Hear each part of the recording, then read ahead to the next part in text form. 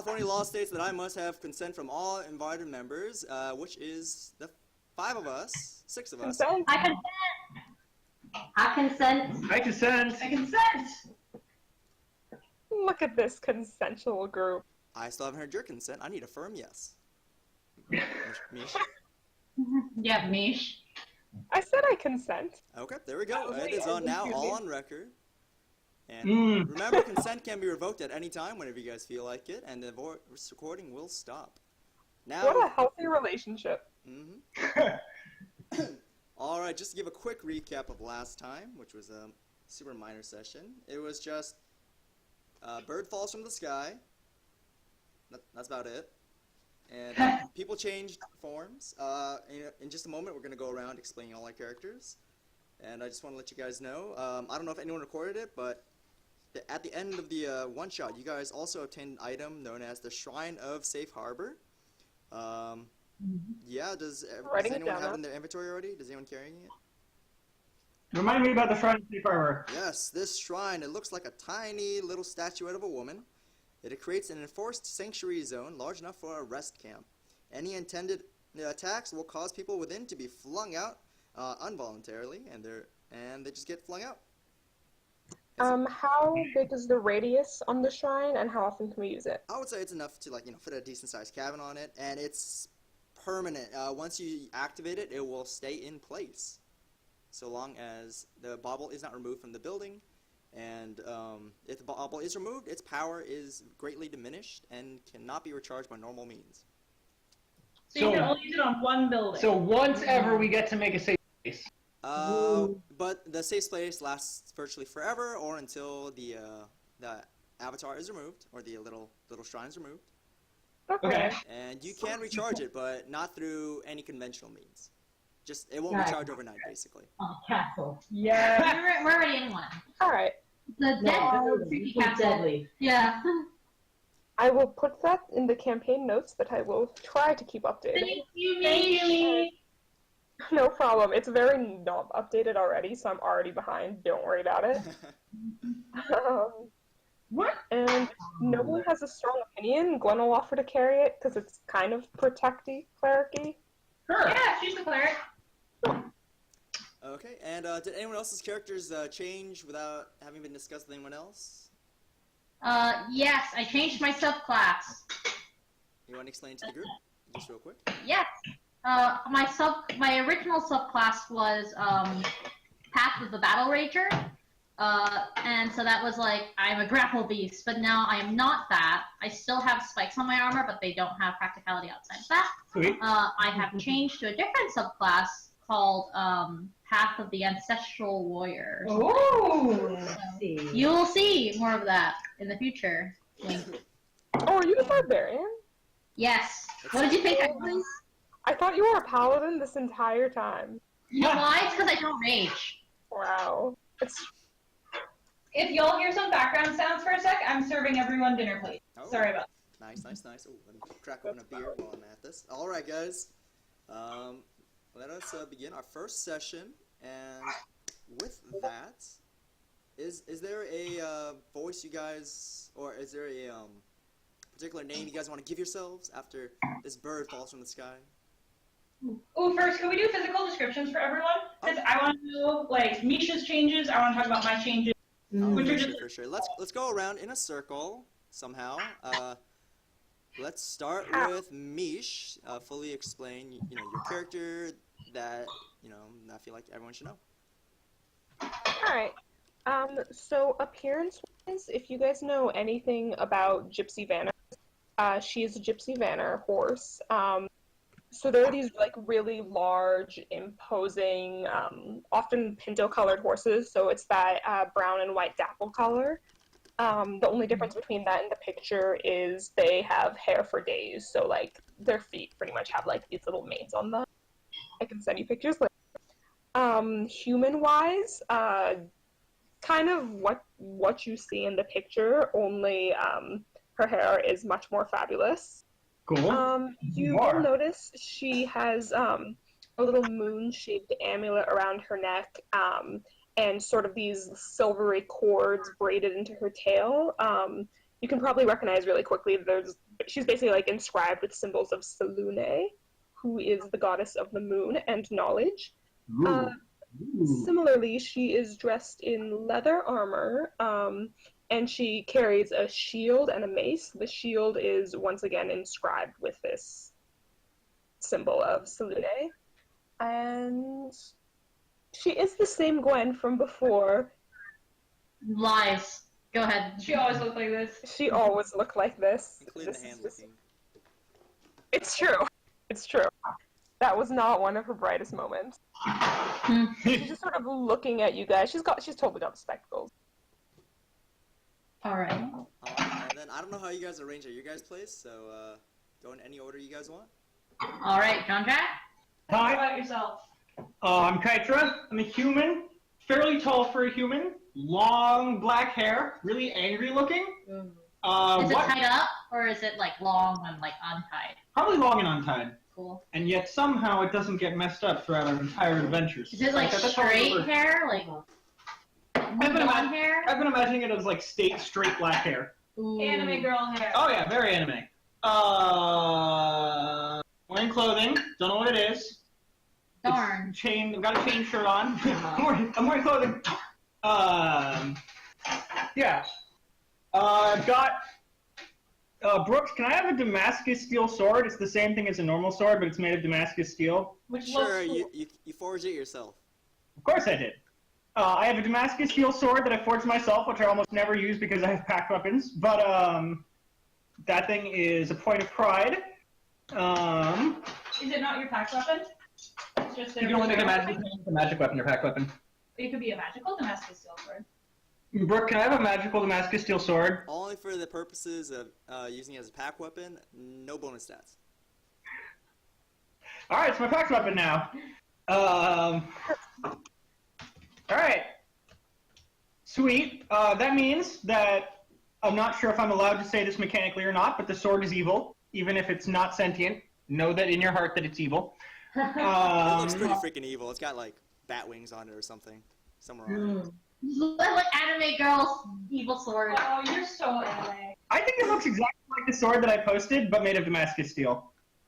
Perfect. Which is literally like wavy black and white streaked, like ripples through the middle. Yes. It's super sick.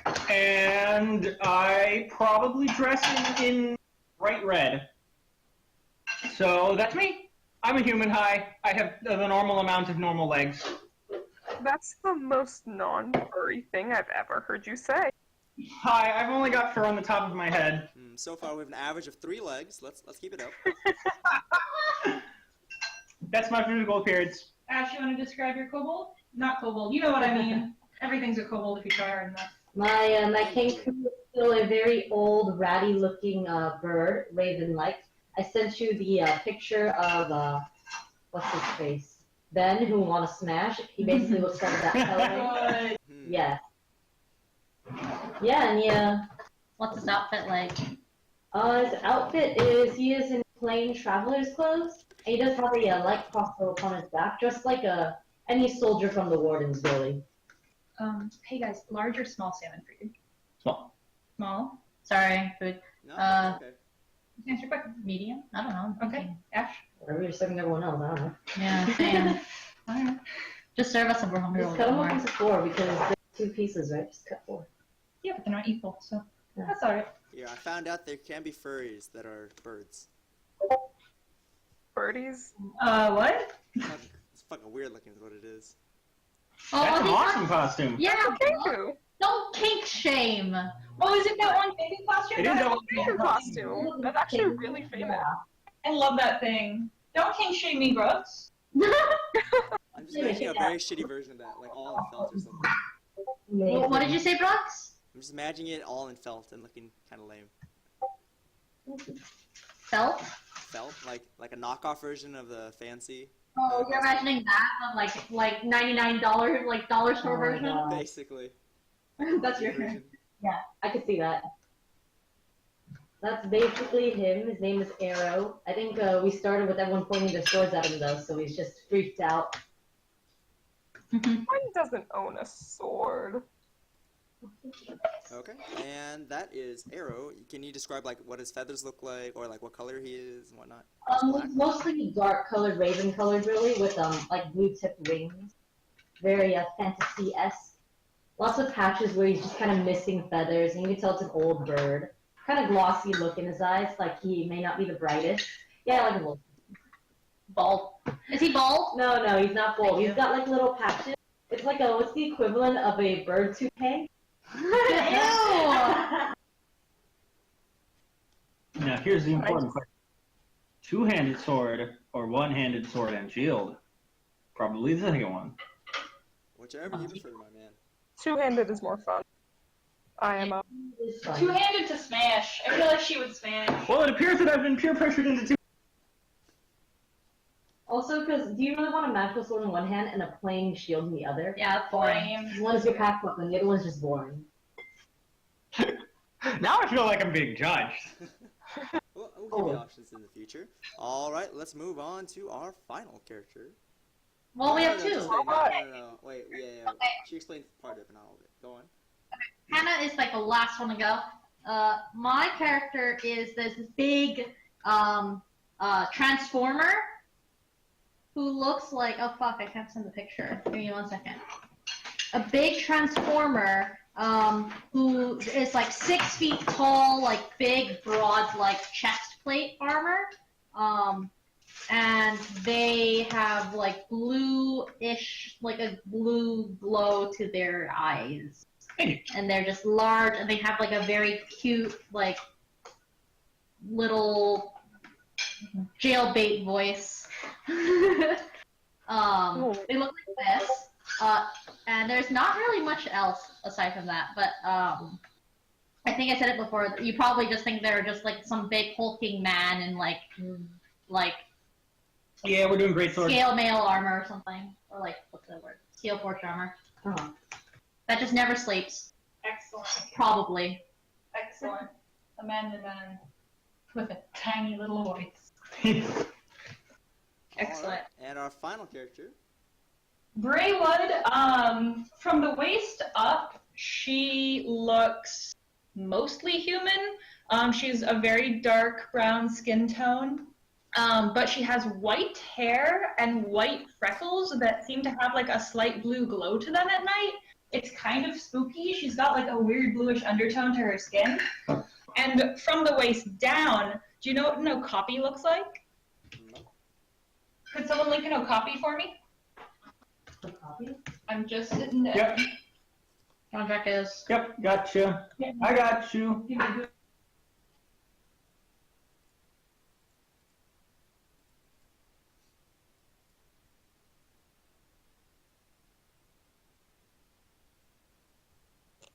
But does he really got you guys, though? It just went silent, so now I'm concerned. The moment they start looking for it, just all the sound just disappeared. Now the only thing that the recording will hear is this. Okay. While John Jack is looking, can I have one more request for my character, and this might be weird? Okay. Gwen totally was a kobold during the cave because she found like some random spell that temporarily turned her into a kobold, and it just broke. Okay. Sounds like a plan. The moment So you you- went through the portal, the kobold magically shifted into a giant female, or not giant, but a lot larger female centaur with glasses and everything. And you guys are visibly confused. But you guys kind of know it's Gwen. Oh, But like Jesus. up until then, it was kobold. I love it. I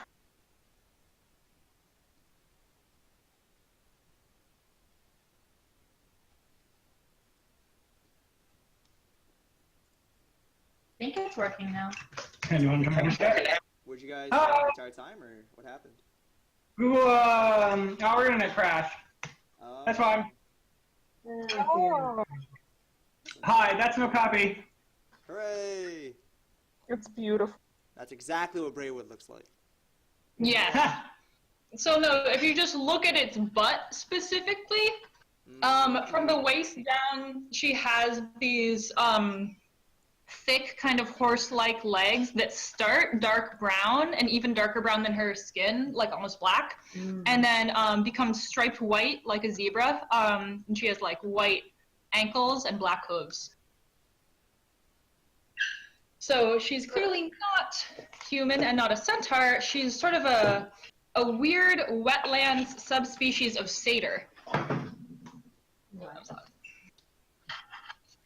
And that is Braywood. She has long hair that's tied back and a staff with these like white mushrooms growing up it and like veining through the wood.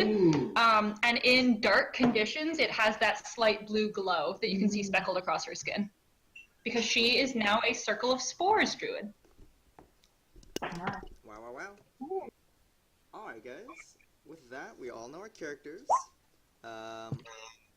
Yeah, you got, arrow falls from the sky, and we'll take it from there. What sound does Arrow make when he falls? Beautiful. Thank you. Me too. Master of voices, Ashley. I make the sound of my halberd coming off of my back and pointing directly. Apparently, I'm not supposed to use two-handed weapons because, like, I get benefits if it's not a two-handed weapon. So we're going with longsword instead. Oh, do you have dual? Should No, have those benefits if you're a pack of the yeah, blade. pack weapon, you can use it as a two-handed weapon. Hex Warrior says that, Wait, are are you you pack to looking at the Xanathar's version, or are you looking at... Xanathar. Are you using, what's your, like, are you pack to the chain, pack to the, pack the blade. Okay, Then you should be able to use two-handed weapons. Oh, does that... So I can use two-handed weapons, but the Hex Warrior says that, you can use a charisma... You choose... Every time you finish a long rest, you choose one weapon. and it also applies, if you're a pack to the blade, it applies to your packed weapon, which can be any weapon.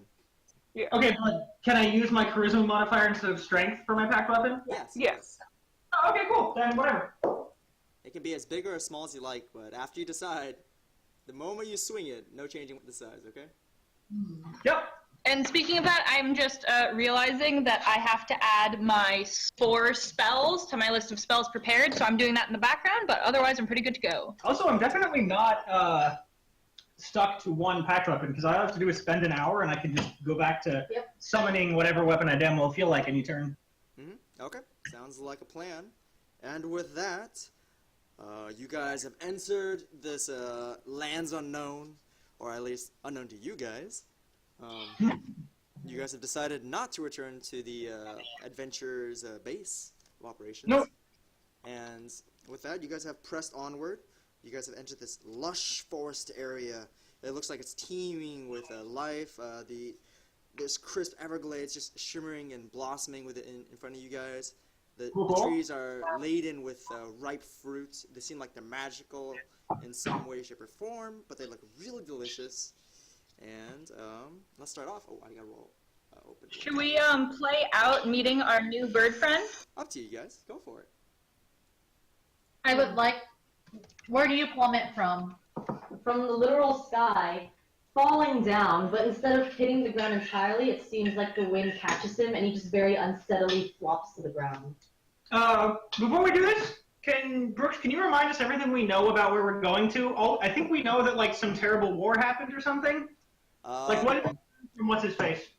Yeah, so the vague timeline you guys know is that a long time ago, apparently there's some sort of empire on this side of the barrier, and eventually they crossed through multiple avenues in order to get to your guys' homelands, established their own empires and kingdoms.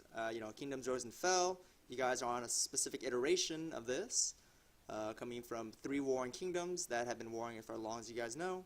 You guys ended up traveling through the, I'll call this a barrier, but it was like a bunch of natural and arcane barriers. And you guys finally managed to penetrate right through, and you guys are in the lands unknown. All right. Parentheses to you guys.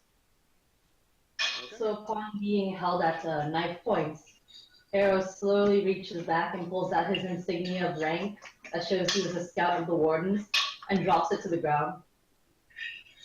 Okay, remind me who the wardens are. The wardens That's probably- Evermore, that's one of the countries. Okay, There's 3, gotcha. you're from Permian. Yeah. Are you following us? Oh, right, the wardens are the middle country. To the following comments, he just shakes his head. Yes, you were. Well, Have you been here before? Mhm. Are you lost? No.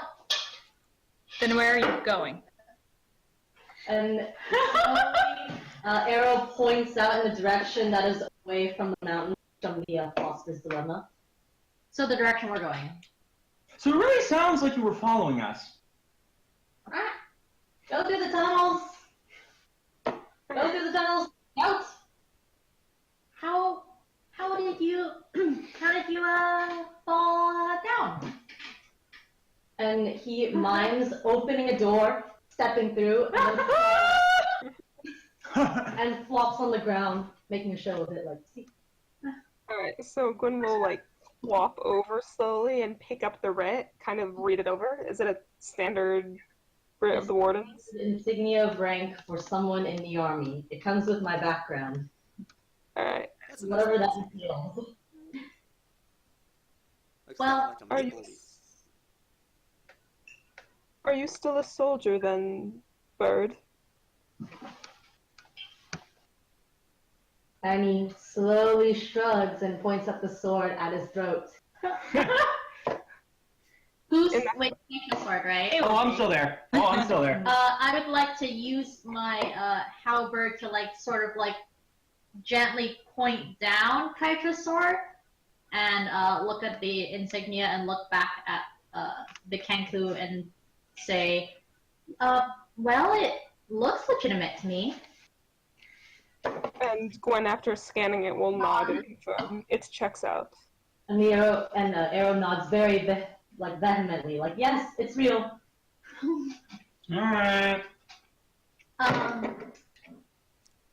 Was this like an undercover mission type thing, or were you sort of in the same boat as us with like the expedition? And Arrow will explain using words from a bunch of different people. It seems like Arrow had been traveling with another party, and they were, and he basically gives out lines discussing like, oh, we're going down this tunnel because they sent us down here, and we need to find a way through the philosopher's dilemma. And he ends the whole story with a woman screaming, "We're all gonna die!" Oh dear. And then makes the dead. What attacked you? And then he puts both arms to one side and walks kind of shiftily like a zombie. Makes hissing noises out. Was it something with arms, positioned how arms should not It be? was definitely 4 creatures altogether which made one spider. Oh, I don't think Spider, that's it. spider. Wait, it was 4 creatures altogether which made one spider. Creature, spider. Arms. I think it was the thing that we encountered. The one that almost tried to kidnap you. Yeah, I get that's Kidnap. Oh, okay. And How did you get away? And also, did it catch on fire at some point? fire. Oh, okay. In character, both of them go in unison. Yes, that was this one. I'm glad it helped. I hope it helped. Helped. Dunk. And he looks directly at Kaisha as he says this, very gratefully. All right. Glad I could help. Do you want to go I to do believe this one poses. Foolish mission! Hang on, Nisha's saying something. Yeah. I do believe this one poses no threat, and Gwen's sort of gonna look at Kytra. Is Kytra still holding up the sword? No, I'll put it down. Alright, at that she'll just sort of give a nod of approval. Excellent. Okay, I would recommend somebody take a quick vantage point to look around real quick, just so we can progress without having me to shove it the other way. Graywood, you should climb a tree. I'm tall. You know what I don't do because I'm a fucking satyr? I don't climb a tree. You're ruined. My centaur, who has elf eyes, aka expertise in perception, will sort of rear up on her hind legs and look around. Unfortunately, you're not taller than the surrounding trees, so you kind of rear up and see, oh, yep, I'm not that tall. Gwen looks offended. The trees, Gwen. I'm sorry. Well, then I guess They're taller either than me you. or our new bird friend is going to have to climb a tree. I could transform, but does the situation warrant it? We're not sure what Well- might jump out. How many transforms do you get? Well, 2. No. Until I can Wait. rest. what's your Briefly. name? So Thunk here. Thunk. I like thunk. So, I think Thunk can maybe fly up. Can Oh. you? You have wings. I lean over in full view of everyone and say, they're a bit sensitive about that. Oh, I'm sorry. And then instead, he will turn around back to the party. I think I can do this. Yes, I can. And I will cast Thunder Wave on absolutely nothing. The loudest sound you can imagine. Well, that goes any sort of any sort of salty. Yes, but then with my bonus action, I fly up 10 feet to the top of the tree. Oh, okay. What? It has to be after a spell. Oh. To fly. Did you just thunder yourself into the air? Rocket himself propelled. With the Thunder Wave, he blasts himself Oh my in the air, God, holding fucking- on to what seems to be his arcane focus, this little orb. That Rocket was jumped! loud Yeah. but impressive. Good job. Maybe don't do it again, though. Okay, so I'm just gonna use your character's name in human terms. Arrow. So you get a good look around on your flight up, and then hopping around on that tree of yours, you get a good sense of the location. What you do see is the forest does end in the direction you guys are going towards, but it does look like there are a few major landmarks that do immediately appear in front of you that you can tell from your bird eyes. To the north, direction you are facing, you see a large and possibly large mountain. Looks to be snow-tipped with some sort of building to the top. To the east, there appears to be a giant mound of dull metal, what appears to be metal. It is reflecting the sun's light. It is bright in the morning. There seems to be some sort of city ruin to the west. You can tell that they're nice and tall marble buildings because it seems as though it looks very well maintained. And to the south, there appears to actually be what appears to be a desolate area with a single small hut that's not too far away. If anyone else would like to climb the trees and investigate after Arrow explains it in his special way, I can have a little more insights. Did the hut look like if somebody was living in it, or is it just a decrepit thing? The hut, you would have to roll a perception check for me. All right. So I'm assuming Arrow relays the information. Yeah, Arrow Why knows. don't you explain this to the party in your... Yeah. Well, Arrow at least knows the cardinal directions, and so he can give north, south, east, west, and begins miming out and explaining what they are. Okay. What? Why are there two of them? I'm confused. That's the second one's for advantage, basically. Oh, okay. So I got a 6. You got a 6, You yeah. got a 6. You look to the south. It definitely looks like a hut. That's in the middle. What's that surrounded called? by rocky ground. That's about it. All right. I say we go to the ruin. It looks like it'll have the most information. So you I can agree. choose your option there. You can Got it. You can Okay. I frost like right. ruins. Much more than mysterious metal. So are you guys Got it. going west towards the buildings or south? Toward... Okay. We head off towards the west. Okay, you guys begin heading towards the west, eager to see this new land. All right. Let me roll some pages real quick. Okay, as you guys start venturing towards what looks to be a city, you guys do notice the fabulous cyclopean walls that surround the city, made of individual slabs of marble. It's very well polished and maintained. It looks absolutely beautiful, almost impossibly beautiful. As you guys enter through these giant marble gates, locked or unlocked, but having the same golden chain on their hinges, similar to the ones you guys had encountered in travel. Can I insert the golden chain? You fiddle with the chain. It doesn't seem like there's any magic left within it, and so it does feel nice and shiny, but ultimately fragile and useless. Great. Just for fun, when's I have a going to question. take out? Go on. Question. So, Ashley, can you remind me how Arrow dresses? Is he like this, like, stereotypical Kenku who has lots of shine on him, or is he like subdued, like just? Oh no, wizard? actually he doesn't have a lot of shiny things on him at all. In fact, he looks very what do you call that? Drab? Just plain. Okay. Yeah, he's wearing the typical uniform of the warden. Okay. Cool. But not like the nice kind or anything. It's just, oh yeah, he's with them. If he was blinged out, I was going to give him the chain, but since he's not blinged out, I'm just gonna carry on. Now that I know there's no magic in it. Okay. And as you guys are traversing this town, it looks great. The streets are clean. It seems like they have even a proper sewage system, as what looks to be a slight runoff is going in and draining away. But you guys slowly realize as you guys are traveling to the main road that doesn't seem to be a single soul nearby. Okay.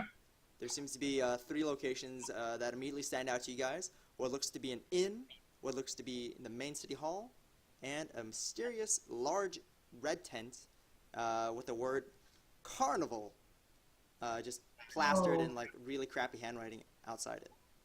Okay, guys, I've read enough Homestuck fanfic. I vote we go to the tent. Oh my god. The carnival looks like it's been like has to have been set up recently, so I think we'll find someone there. Wait, does it look like it's recent? It looks pristine, just like everything else around it.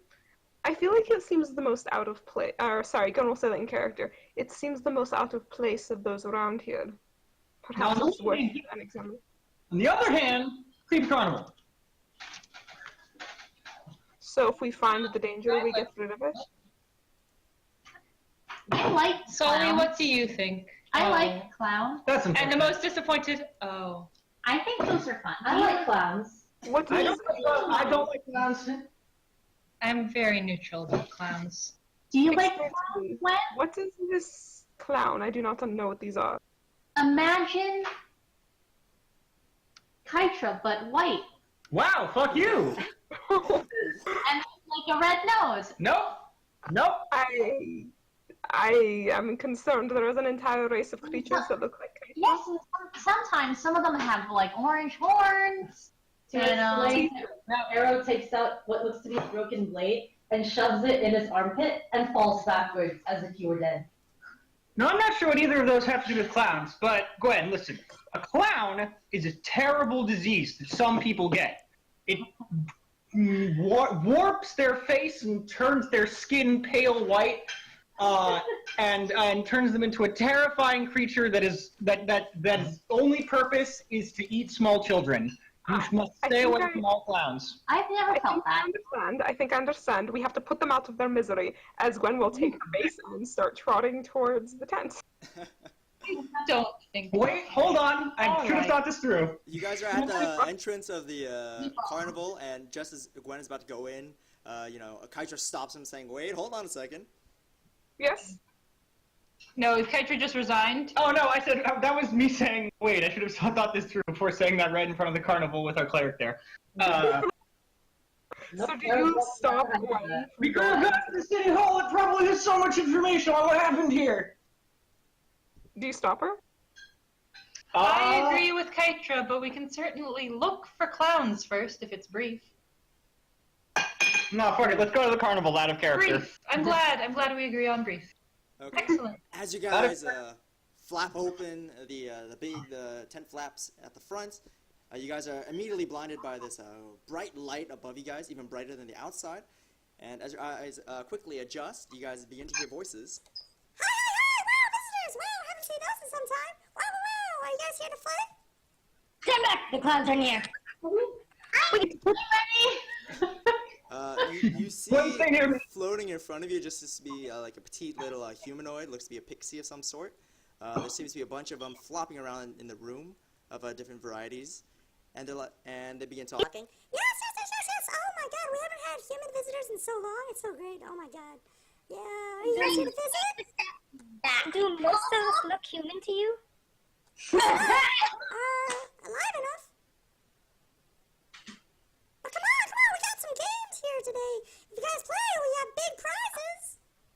Can I feel prizes? I would like to. Which one would you like to do? Can I make a check? I'm good at nature. So first I want to see, like, is this caused by any kind of, like, creature or ghost or whatever that, like, naturally occurs in the world? Go ahead and roll a nature check for me. Or a con check. Actually, no, nature's actually right.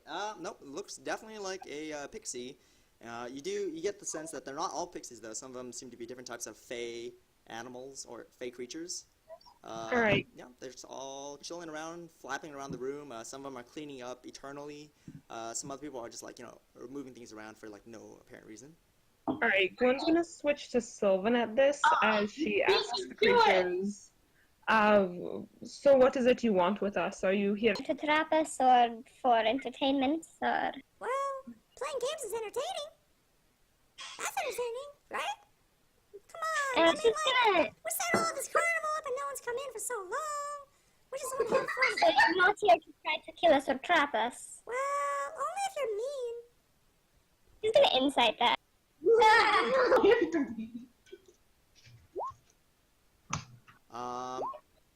Just whisper to me, I'll translate. You're immediately pretty sure that well, they're not immediately hostile to you. They just seem to be, like, buzzing with excitement, seeing as though they haven't talked to people in some time. You don't think they're hostile. At least from what you can tell, they don't seem overtly hostile or subvertly hostile. So Kytra leans over to Braywood and asks her to translate, how long do you want to play with us? No, how long has nobody shown up? How long has nobody shown up? Okay. So because Braywood actually is half fae, she's gonna step forward, and she has, like, robes or, like, a skirt that go down to the ground and, like, somewhat cover her legs, but whenever she moves, like, it's very evident because the skirt parts. It's, like, slitted on the sides, because otherwise it would just be too unwieldy when you have goat legs. So she'll step forward and say in Sylvan, how long has it been since you had visitors? Wow, you're looking like our friend Paul here. Hey, Paul, say hi. You see a normal, looks like a small satyr that looks to be flying as well, flapping some weird wings. But he looks like a miniature version of a satyr. He excitedly waves his hands around, and he greets you. Oh my god! It's been so long since I've seen one of us. Ho ho ho! Play with us! Play with us! Yeah, but how long? I don't say because I don't understand Sylvan. So I have no idea what's being said, but I'd like to stress how long. Well, we've been here for quite a while. We definitely should have been dead by now. But that's about it. I don't know. Time flies weird here. I have no idea what's being said. I'm just gonna sort of scuff my hoof at you to shut up. It seems like this place has been abandoned by all the humans. Do you know what caused that? Well, I'll tell you if you play with us. I lean down. Wait, are they really small? Do you speak Sylvan? Shit. Never mind. Oh, you speak common, actually. They speak common. I thought they spoke common, yeah. Yeah. I'm in Sylvan right They now. do speak common, Yeah. yes. Cred, to get credit. Oh, Yeah, never we're mind. talking I in have no Sylvan, idea but what you're saying. I'm just like, ha, singing. Braywood will look over her shoulder to the others and say, the Fae would like to play with us. Absolutely not. I'm ready. You're missing the key word, which is Fae. they are not malicious in nature. But they tend to be tricksters. I'm gonna lean in. Hang on a sec, Mish. Could you repeat that? Yeah, she says, Fae tend to not be malicious in nature, but perhaps tricksters. If we are to play with them, I worry what will happen if we lose. Hey, no tricks. Only fair games here. Fae have a typically different impression of fair than other races, and I feel there would be a cultural disconnect that could That's be... racist. And you're half thing. Her ears speaking Latin annoying. No, I am bridging the cultures. And Gwen will just sort of shuffle her horse body and be like, speaking as someone who is also partially fae, it is very true. Well, So I'll tell you what. If you guys win just a few games, only a few games, come on, it's not that hard. But I'll tell you what happened to the humans, and what more, I'll give you this fancy item we got from a friend. I'm ready! No, I don't think we're ready. I'm sorry. We had questions. Certainly, go for it. What item? And what will happen if we lose? You suck? Oh, well, I'll tell you what. If you lose, nothing bad happens. Not really What bad. does happen? Well, I'll tell you what. Here's how we normally do it here. A couple of the Fae flop around. They seem to be holding something in their hands. They bring one to each one of you guys. It appears to be small little bracelets made out of twigs and vines. And say, and then the lead one here says, Well, this is your entry ticket. It's like, you don't have to buy these, but we'll just give it to you. Yeah, if you win, then they turn really cool and fancy. But if you lose, well, you look lame. I'll say that. You just look lame. I have a question. Yes.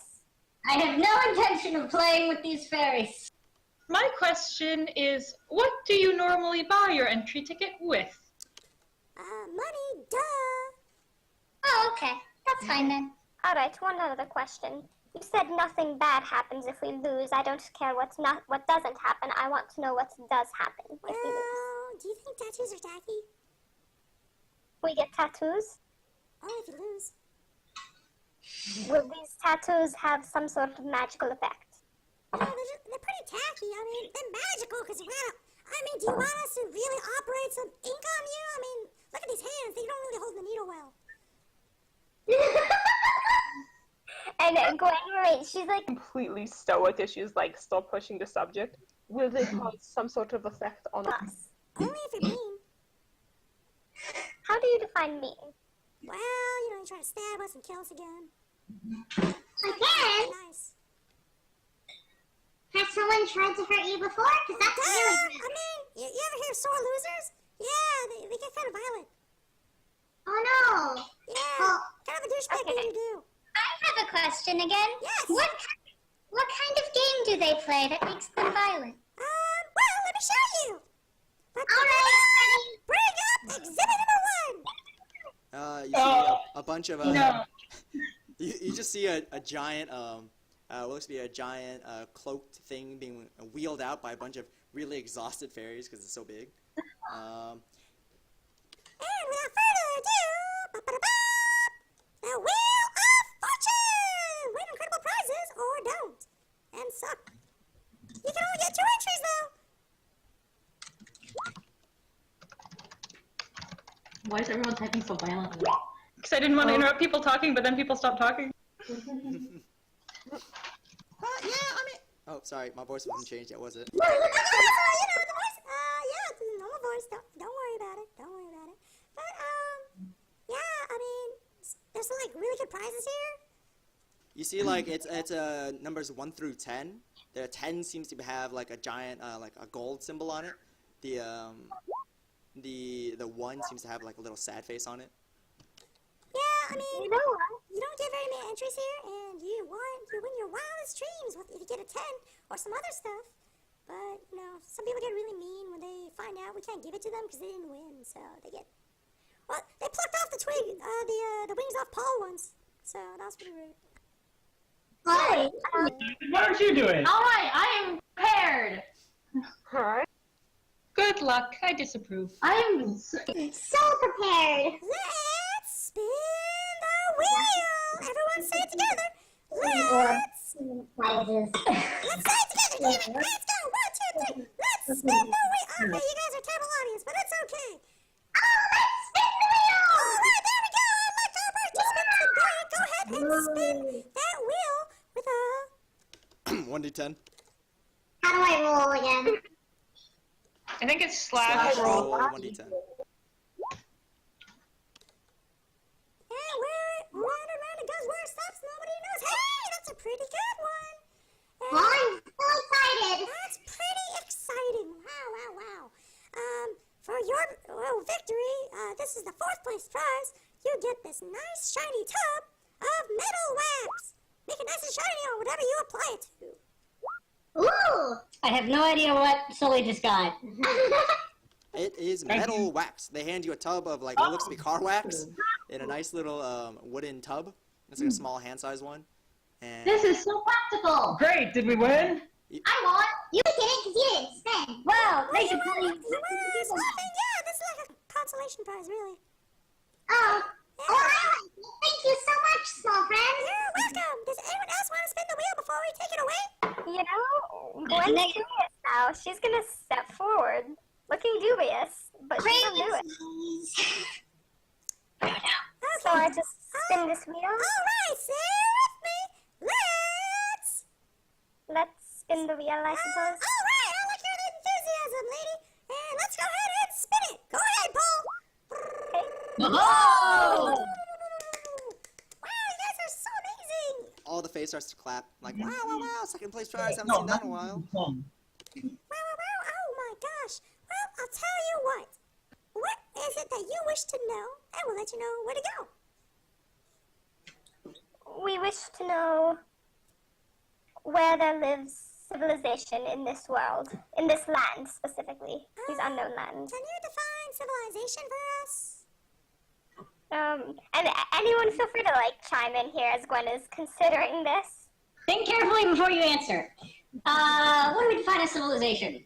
A group of humanoids who intend to live peacefully. I mean, hey, but you guys aren't humanoids, you're fae. Oh, fine. I guess you're Alright. This is out of character.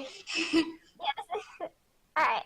So, if you guys are out of character okay with this, I'm going to ask, where does there exist a group of humanoids, specifically humanoids, who live peacefully within the unknown lands? Should we stipulate, not fae? No, because aren't humanoids. Oh yeah, I guess humanoids is just anything playable races, basically. We could be hey, remember Soren? We could Okay. No, I feel like we should just go for it however she feels in her heart. I mean, it could be whatever question. I'm just, the specific wording. No, do it. Yeah. Alright, and then maybe I'll add a stipulation of who knows something about the history of this world. Up to you. Alright, so Gwen will consider this for a moment, and then she shall ask the Pixie.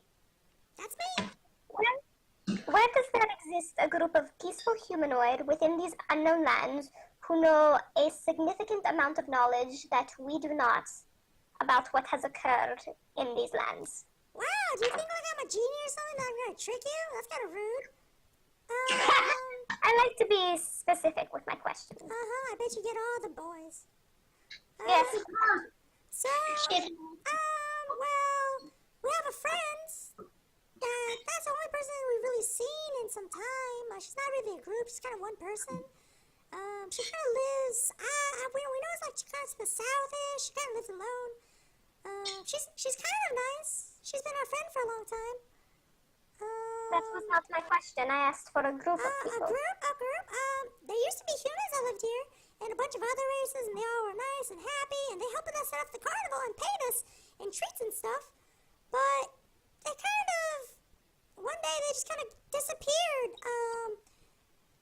I know that the lady, we know that our friend who visits us, sometimes goes to the mountain to the north to kind of investigate, but we don't really know what goes on over there.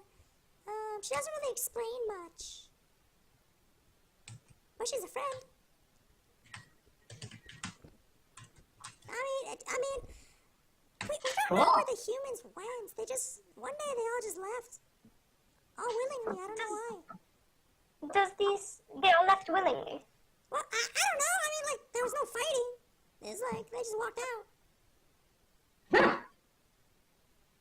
Yes, one more question. Does the snow fall on the ground here? During a time of year, is there a time when the snow falls on the ground? Well, right now it's summer, so it'd be kind of dumb for it to be snowing over here. Duh. But only during high the altitudes winter? have snow and precipitation.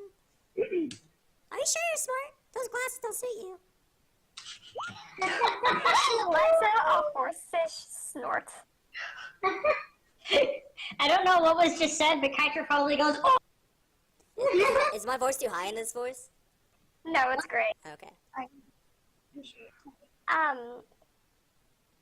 So snow does fall in the winter, yes. Yes, snow falls normally, just like it falls everywhere else. I mean, So how many times has that happened? How many years has it been since they left? you know, I can't even count how many times it's rained this year, so how the fuck do you expect me to remember that? That's suspicious, and you're suspicious. Well, that's kind of rude. Okay, fine. How many times has this snowed in your lifetime, huh? Pal? So the reason I'm hesitating is because I now need to decide how old. Let's go with 24. So it snowed literally 24 times in your life? That doesn't sound right. Well, how many times has there been a season in which there was snow? I was asking how many years it's been. Oh, okay. You know, it's been quite some time, actually. We didn't really keep count because, you know, we don't really die unless someone, you know, clips off our wings again. So, I would say it's probably been a really long time, as far as I can tell. So I see. And then we'll sort of shrug and step back, looking about it. Well, you guys did it. You guys got the information, but we still have an incredible prize, and we still have some other things. So come on, please play with us. Can I sit again? No, wait, can my friend Punk sit? Well, we only said you can only spin twice. But I'll tell you what, we have some other games. Here, let me bring it out. Paul, bring it out.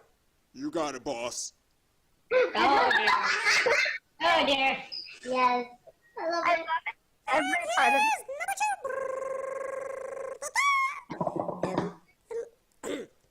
It looks to be a test your strength. You What? see, Paul the flying satyr has brought out a giant mallet. Okay. And, kind of like a fun size mallet, basically, and a little like test your strength little meter thing that you hit the button on the ground, and then it like goes up and dings the bell. Yep, step right up. Strong man here can only swing it. But please don't rip off Paul's arms again. That was kind of rude. I mean, they already played one, so let's. No, okay. Solo, you're literally the strongest one here. Instead, the thumb will point at the mallet, points at you, and then points at him. Thumbs up. Exactly! I was about to say that it should be you!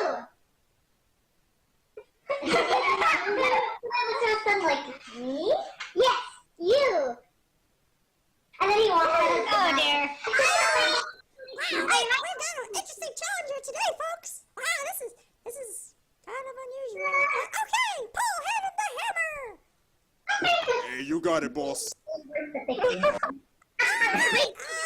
Go ahead and do a quick strength check for me, real quick. Just a Wait, Rose, I want to establish something that Oh, yes. Arrow said. What's up? The strange contestant, Arrow went, That's racist! That's gonna be, you're right. My mistake. I'm sorry. I'm better than that. Strength. damn. Are you sure it's not athletics, Brooks? For now, it's just a straight strength check. Okay. Just to see if you can lift the hammer. Alright. You lift it up pretty well. It's pretty heavy. Definitely, you know, the size and the fact that it's made out of like heavy stiff wood does seem as though it is pretty dang heavy. You managed to get it up nice and on your shoulder. Get ready to give a big swing of it. Go ahead and do a strength check for me again. Alright, I want to emphasize that Arrow weighs 90 pounds. Oh my god. Now it's probably like half his weight, but he's able to lift it. No, no strength check then. Oh. Gwen just looks blessed by this moment. I hope that, wait, my headcanon is that he lifts it and then he... You guys cut out. What'd you say? My headcanon is that he lifts it and then falls back. Okay, so Arrow lifts it up and with a mighty backfall, slams it into the test your strength machine. The meter starts rising, gets about halfway to the top, and then with a little burst, it goes up a little bit more, and it falls back down. And it says, "You are adequate!" Looks at everyone like, adequate! Wow. Not because it's racist, but that is better than I expected. Not because I'm racist, I would like to say that. I don't think you're racist. I do. Oh. How dare you. But, okay, well, that's 2 wins. Oh my god, let me just hand out these bracelets real quick. Hey, Peter, can you go hand it out? Yeah, we don't talk to Peter that much. He's kind of And then there's this really excitable, looks to be a sprite that's just flopping around. It seems to kind of be more of like a mote in the air. Like with quick speed, just throws little bracelets in front of you guys' hands, in your open hands. And then the other sprite says, Put it on! Look at that, look! You already have 2 check marks, and you're only like 2 more away. I'm really curious. When you say they're flopping around, what motion Exactly are these doing? For the sprite, it kind of like, it's like carrying it on its body because it's like a sphere, basically. It rolls it on its body and it just kind of dispenses it on every one of you guys' bodies or hands. Everyone gets a bracelet, or just the ones that have done something? Everyone that's done something gets a bracelet so far. Okay. Ooh, you guys are in the cool kids club. Hey. Yeah, they're cool, aren't they? Yeah. Yeah, they're cool, aren't they? We made them ourselves. They're very special. But, I can tell the See, grew up having stories of people who went out into the forests and started playing games with the Fae and then didn't come back for 40 years club. Did you say that in character? Yes. Okay, so in character I respond, yes, and it was probably my cousins that took them. Yeah. So that's the club that I'm in. I'll tell you what.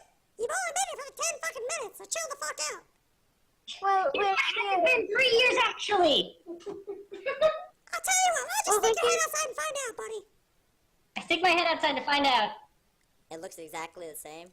It looks exactly the same. I don't need you to tell me that. It looks exactly the same, doesn't it? For now.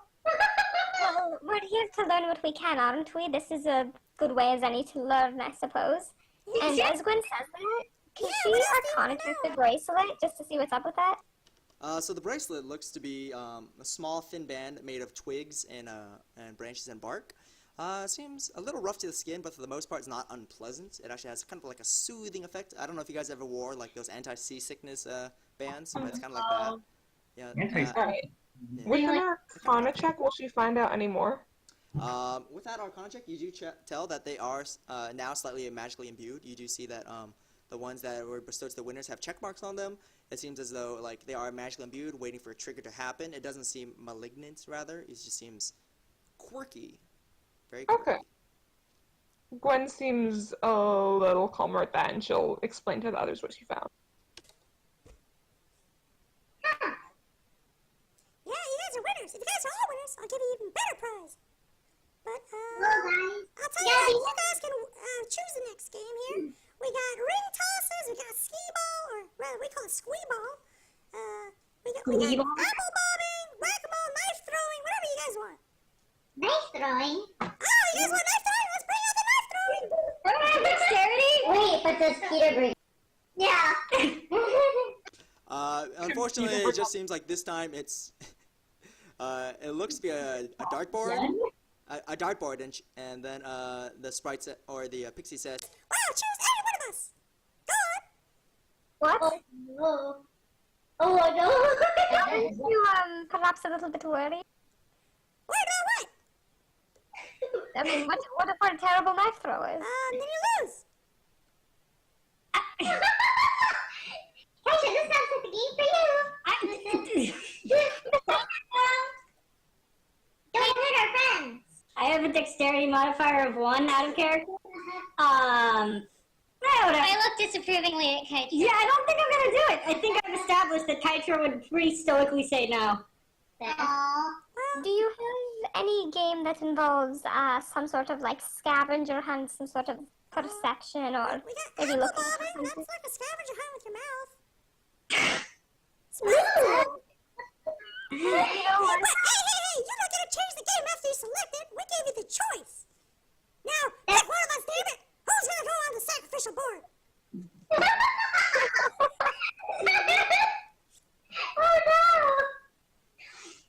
Well, addition to this sprite, or sorry, this pixie, who will call herself Pixie, you got Paul the satyr, and you got Peter the flying sprite, and you also do see in the background it seems to be like a red cap, looks like a little mini flying grumpy thing, and what looks to be like something made out of like oil, looks to be a boggle just flopping around. We're stuck on the voice. Oh, did I switch it off? Oh, no. Don't you want to pick us? I have a question for Peter. What is Peter's opinion on this? The question was for the satyr. Geyser's left the building. Kaitra has left the building. Petra's left the building. Halfway through that guy talking. From the flap of the slit, you just see the slit of the flap. You just see them talking inside. I think we reached a part where the remaining. Where 2 people have played games, and the remaining 3 people are too reluctant to play games. We have to decide as a party. Do we continue? I want to play games. We continue playing games. Yeah. You guys can play real quick. Wait. So it's like, well, whatever. Me and Thunk can play without you. I puts the hand on Sully, points at the throwing knife, makes the whooshing sound, and then boom, and points at him. Oh, you're a knife thrower! Oh, okay. I would like to know, can people that have played play? Sure. The other guys don't want to play. They're just buzzkills. Yeah, Gwen seems pretty excited about like playing the games in general, and she will not long for Arrow to do this one. Like, just putting it out the record, Gwen is down for staying. Oh, I'm like, you want to do the throwing knife? Because you haven't done one yet. No, I just spun the wheel earlier. Okay, well, if you guys don't want to pick one of us, I'm just gonna choose one of us at random. No, choose Peter. I wink at the pixie. I'm ready. Put me in, coach. Alright. With that, the pixies quickly like it looks like they hog tie Peter to the board, the target board, and then they start spinning it in circles. Since Peter's a sprite and he's already a sphere, he kind of doesn't really move on the board, but his like wings kind of shift positions like in circles. Oh, man. Ready when you. Oh. Ready when you are. Go ahead and throw whenever you're ready. Go ahead and do a dexterity check for me. Okay. Throw 'em well. In before that one. I'm so ready. Oh boy. Okay. Go ahead and throw the other 2 as well. Oh boy!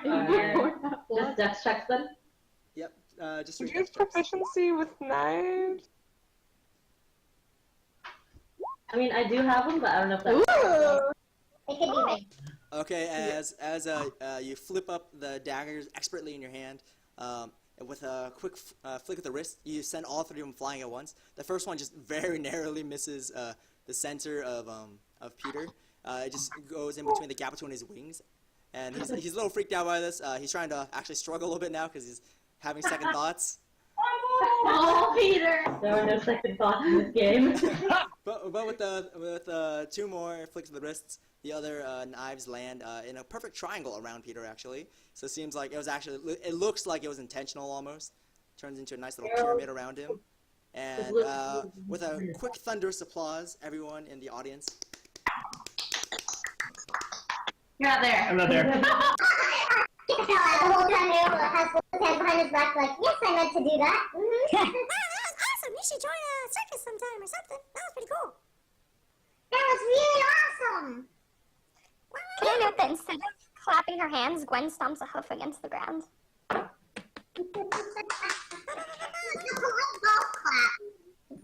clap. Yes. And with that, wow, you guys have 3 whole wins.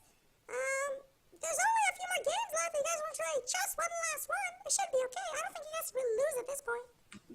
You mentioned bobbing for apples? Yeah, I apple said bobbing. horse. Do you like apples? I like I apples. don't want to assume, but you like apples, huh? Yeah? Yeah, apples go with horses. Say, okay, she said it, or that thing said it, not me. It's true. Oh, It's okay. Not racist. It is completely true.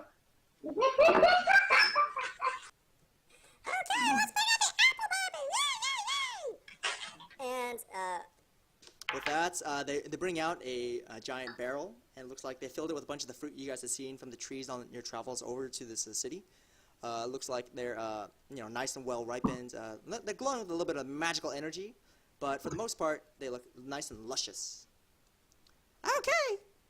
Okay, on the count of three, you're gonna go ahead and bomb as many apples as you can in the span of these 30 seconds. Everyone, watch close, because this is definitely something you're not gonna see in your lifetime. This is fucking weird. But yeah, let's watch the apple bomber do her thing. And with that, this is gonna be a little weird, but you're gonna go ahead and do a 10 rolls of a sleight of hand check, but with your mouth. Oh. Yeah. All right. So Gwen, notice she kind of prepares herself, and he has a giraffe leaning down to get a drink of water. Mm-hmm. So it's that. It's like the awkward, like, foreleg, and then just leans down and...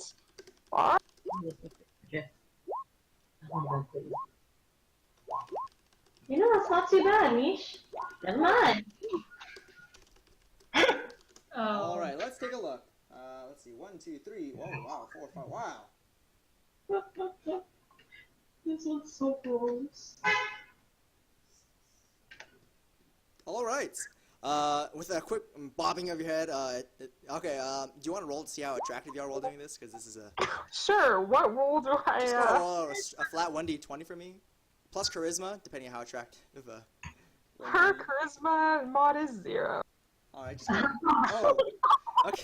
So Gwen's like sloshing her face through this giant trough. It is disturbing in a few ways. Her mouth clearly isn't big enough to get these apples, but she's like chomping down with her giant horse, or like her human teeth that now look like horse teeth in her mouth. She's like violently shaking her head. You hear a few neighs in there, a few grunts of delight. No, dear. Oh God, what? 6 apples plop out of the barrel, and with the last one just like kind of sloshed out with her face. As she removes her head from the trough, the hair, like her hair is like glistening with a bit of sweat, but with mostly the water.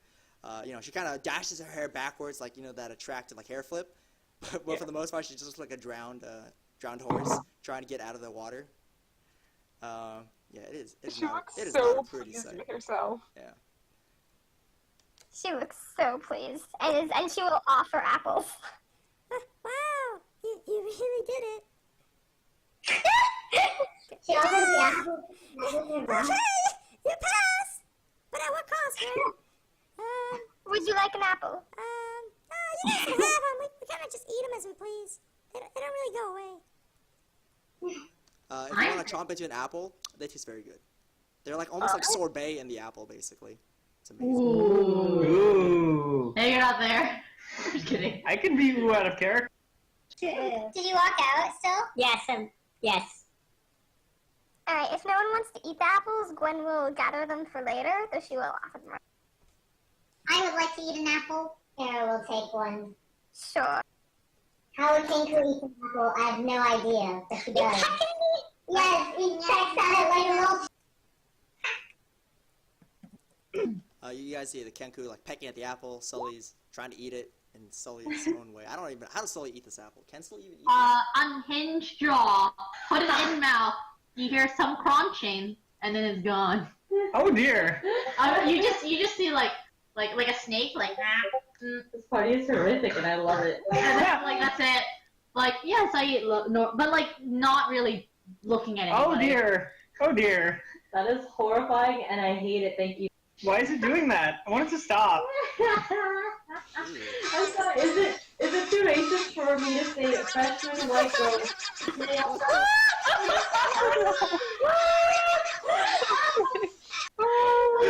Continue. I'll go back to my corner. Okay, well, you guys are kind of overseeing. This is getting weird, guys. I'm sorry. In all my years, this group definitely takes the cake. I'm sorry. You guys are winners, but at what cost, right? Well, here's your bracelets. Feel free to use them.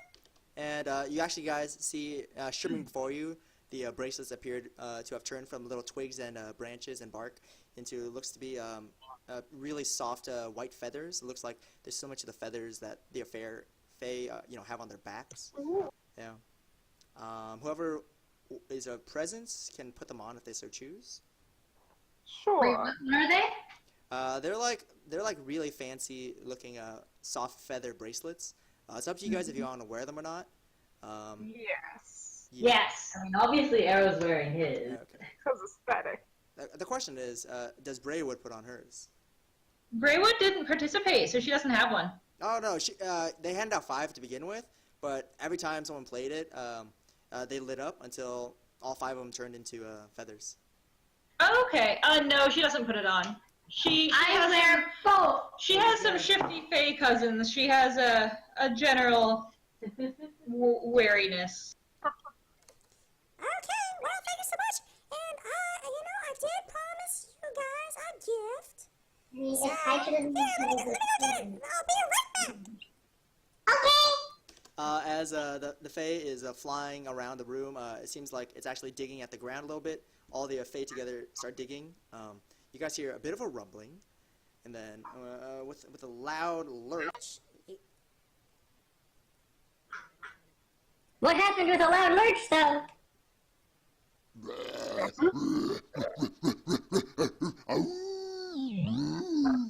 So, Brooks, you lost us at loud lurch, and now all we hear is this sound. I think that was intentional. And, Do we get a dog? It looks to be a dog, but it's actually pulling a cart. It's like suddenly emerging from the underneath the ground. It almost looks like a giant, vicious-looking hellhound emerges from the depths. Well, sweet. It looks fucking badass as hell. It looks lethal. It looks like all its like muscles are like straining against something. Initially, you guys back up in a little fear because like you're a little wary of the dog, but you quickly notice that it's actually just pulling something out. It looks to be a very ornate chest, and Peter actually rubs against the chest a little bit and opens with a little magical hiss. And inside, it looks to be a. Let me find the thing. Shit. Yes, here it is. A dull brown orb. Not unlike some of the orbs you've seen in your travels, but it looks dull and brown and really small. It looks to be the size of kind of like a marble size, really. And the pixie goes, Yep, here it is. Our prize position. Alright. Can I Arcana check? Yeah. go ahead and roll Yeah. Arcana checks for me. Cool. And you're gonna get guidance on this. Oh, thank you. Whenever you cast guidance, please use a little voice to like go psh, guidance or. Alright. What does your spell of guidance sound like? Alright. Gwen is going to lay a hand on the satyr's like head and be like. And for this specifically, because the wording does change every time she casts the spell, she will say, "May you seize the unseen." And her words almost sort of echo with a second voice behind her as the spell is cast. And then she'll also do it for herself. And That's a total 12. And a Okay. total. So it looks like you guys both tell that it's magical. Looks like Gwen's the only one who realizes what this is. I don't know if you're just gonna immediately share with the party, so do you want her to whisper or no? Up to you. Let's share it for now. Okay, so As Gwen will stare at it. okay, so it does look to be similar to some of the orbs you've seen in your travels. This one definitely seems to be more aged, if these orbs could age. But as far as you can tell, it's actually near the same age as the one Kytra holds. Only difference is it's small and brown. Definitely something is different in the alchemical process or the ritual that definitely has caused it to look different. It also does look like it's charged with something, but you guys can't quite find out at this moment. The pixie goes, Well, you can ask the one who gave it to us. It was South. It was our friend, the lady. We really don't know her name, but So you don't know what it does or how no, it was we were just told, hold on to it. Let me use my voice. Hold on to it until someone worthy comes along, or knows? What is something like that? Are you saying we're worthy? Probably. I think they don't want it anymore. Alright, Gwen's just gonna I think I do. Okay, and just let you know that a little secret between you and me. She used to travel north, like beyond the mountain, I think, but she never knows. She never says why. But yeah, that's about it. Thanks for coming. Bye. Alright, Gwen is, One of the lost this one, right? That's to our east. Say again? The mountain she's talking about, that's not the same ones that separate the... No, she's talking about the mountains to the north. Okay. Which direction did we come from? We came from the east. Yeah. Okay. So it's like if you guys were on like a compass, you guys start in the dead center. Okay. Okay. Alright. And I will go ahead and speak to Kytra real quick. Kytra doesn't really seem. I investigated nothing. Well, you can tell that's very pristine, very nice. It looks regularly well maintained, but you can't. Have you really poked your see- head back in, Keitra? I was investigating the buildings nearby. Okay. So, like, it does look like people are actually, like, coming by to maintain it. Doesn't look like, is there, like, It a... just looks untouched to begin with, as if like the elements never even touched this place. You're not quite sure why. You can roll an Arcana check for me real quick. Is there, like, a thin layer of dust over everything, or is There it just... no dust at all? It just seems absolutely pristine. Is it 19? You can tell that it's actually a magical aspect of the stones itself. It seems as though they're magically maintaining themselves, making sure they're nice and clean. Okay. You do see that there are it looks to be some chambers and stuff. You see that the inn looks to be have been ransacked actually, but you can't really tell much more than that. But Okay. you did investigate the council room, it looked like, or what looked to be like the Capitol building in the place. Yeah. It gives a good sense of space. It seems very spacious, as if it was supposed to hold a very large audience. But that's the most you can gather from this space. Also, I just want to state for the record that if Kytra wanders far enough away to like actually go into buildings alone, Braywood slips out to keep an eye on her because she does not trust any party member exploring alone. Here's what I want to do. I'm not gonna go like super far away. I don't split the party. But for this is like I'm gonna describe something, and if you just say this doesn't work, you can say it. But I want to like having seen this whole place is just magically, perfectly pristine, but nobody lives here, and the whole thing is made of marble. I'm gonna like sit down in like I guess near the center of town, but I definitely within I don't fucking know where I sit in this city. Eyesight of the carnival? And I take out this orb of dead people, and I sit it in front of me, and I stare at it, and like try to commune with it. Oh boy. Go ahead. And like I'm looking into it, I'm trying to like feel their anger, and then I want to ask, what are you, and why are you here? That's a loaded fucking It question. doesn't respond. It's just an orb that just sits there menacingly. But, I can't like feel strange emotions deep inside of it.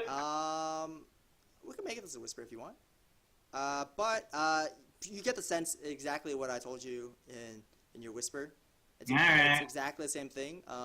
You do feel a slight rumbling within the council chambers. Maybe something in there is a little different. But you haven't investigated fully within the inside yet. I'll say that you had time to investigate your findings or tell your findings to the party so far.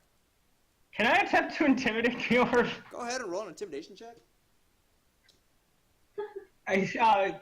Alright, I'm gonna just fucking shout it like, God damn it, why do you exist? And I intimidate it. Fucking existential questions right here. Why do you...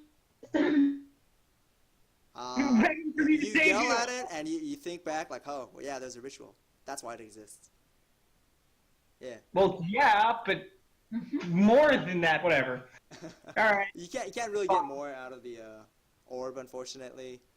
It's an inert. It looks to be like an inert object just sitting there. Okay. Are people walking out of the carnival? Yeah, they're walking out. Looks like Sully and the Arrow are high-fiving, and just wearing these fancy new bracelets of theirs. I would like to say that Sully has like both of their arms like up, like fist pump, like bracelets like dangling. Really One excited. is carrying an armful of apples. As I come back, I'm saying, hi, I had a sufficient. That was amazing! Woo! Arrow Would just you like points an apple? and then holds up one that's for you.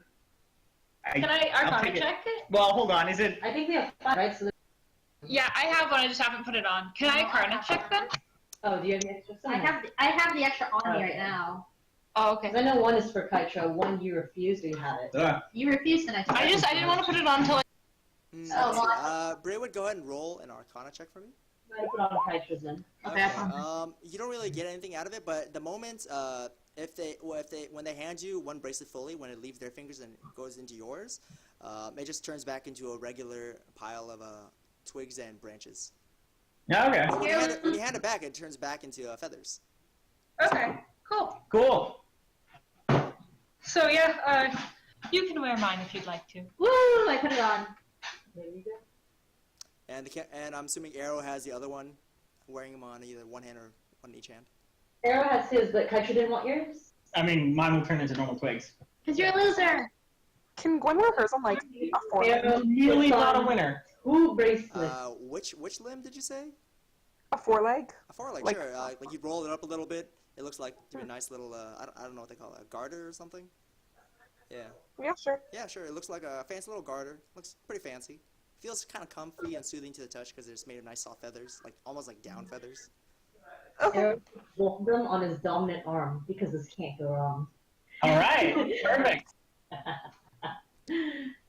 I do want to point out that the last time we were too suspicious to accept magical help, Solly didn't get a sanctuary spell cast on him for about 3 days. Exactly, so you know. But that was not by Fae. Fae have a tendency to play somewhat mean-spirited games. Does that mean you're half mean? It could. Well, that being said, Fae are not good or evil. They are more chaotic in nature. That They is correct. tend-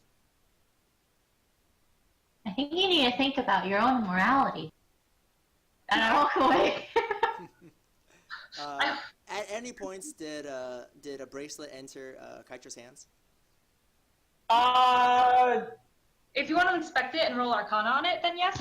Sure, probably. Because I'm like, if you want to do anything with the bracelet before I just put it on, go for it.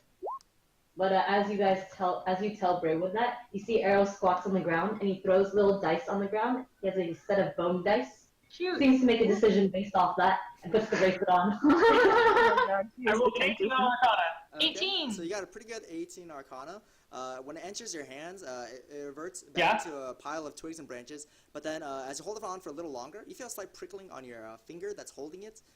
Seems like it's leaving a little black mark, just like ink on your skin. Looks like it's going around your finger. You can tell from the magic it's not really insidious, just kind of like almost like a layer of dirt, but magical. Okay. Yeah.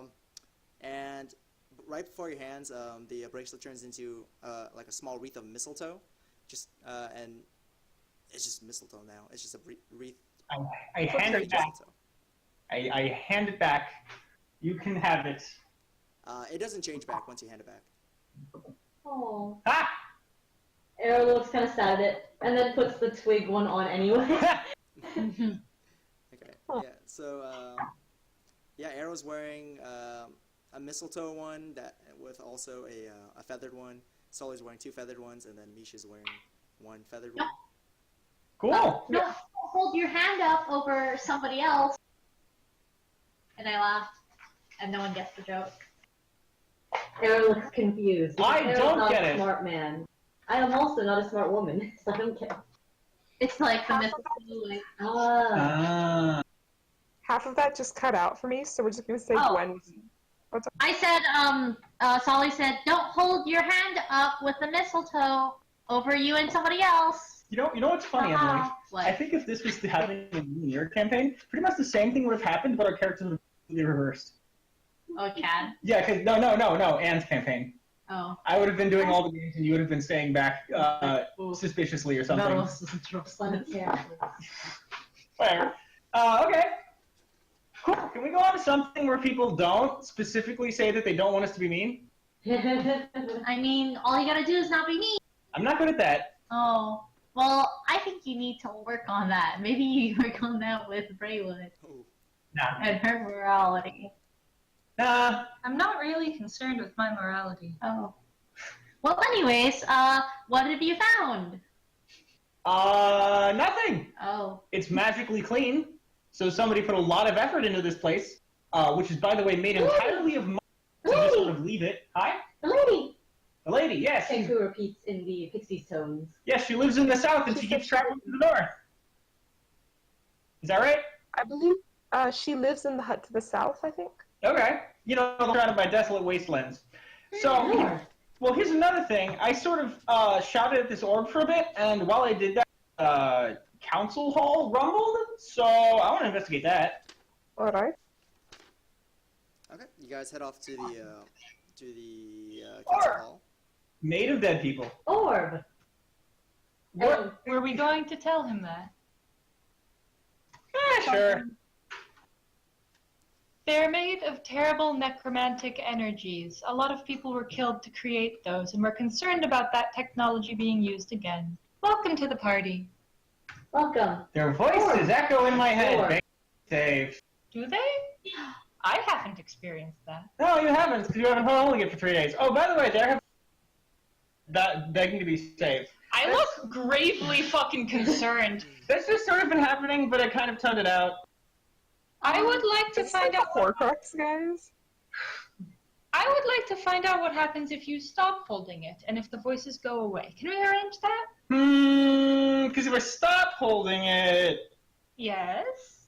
What if I hold it? it's not being guarded by me anymore.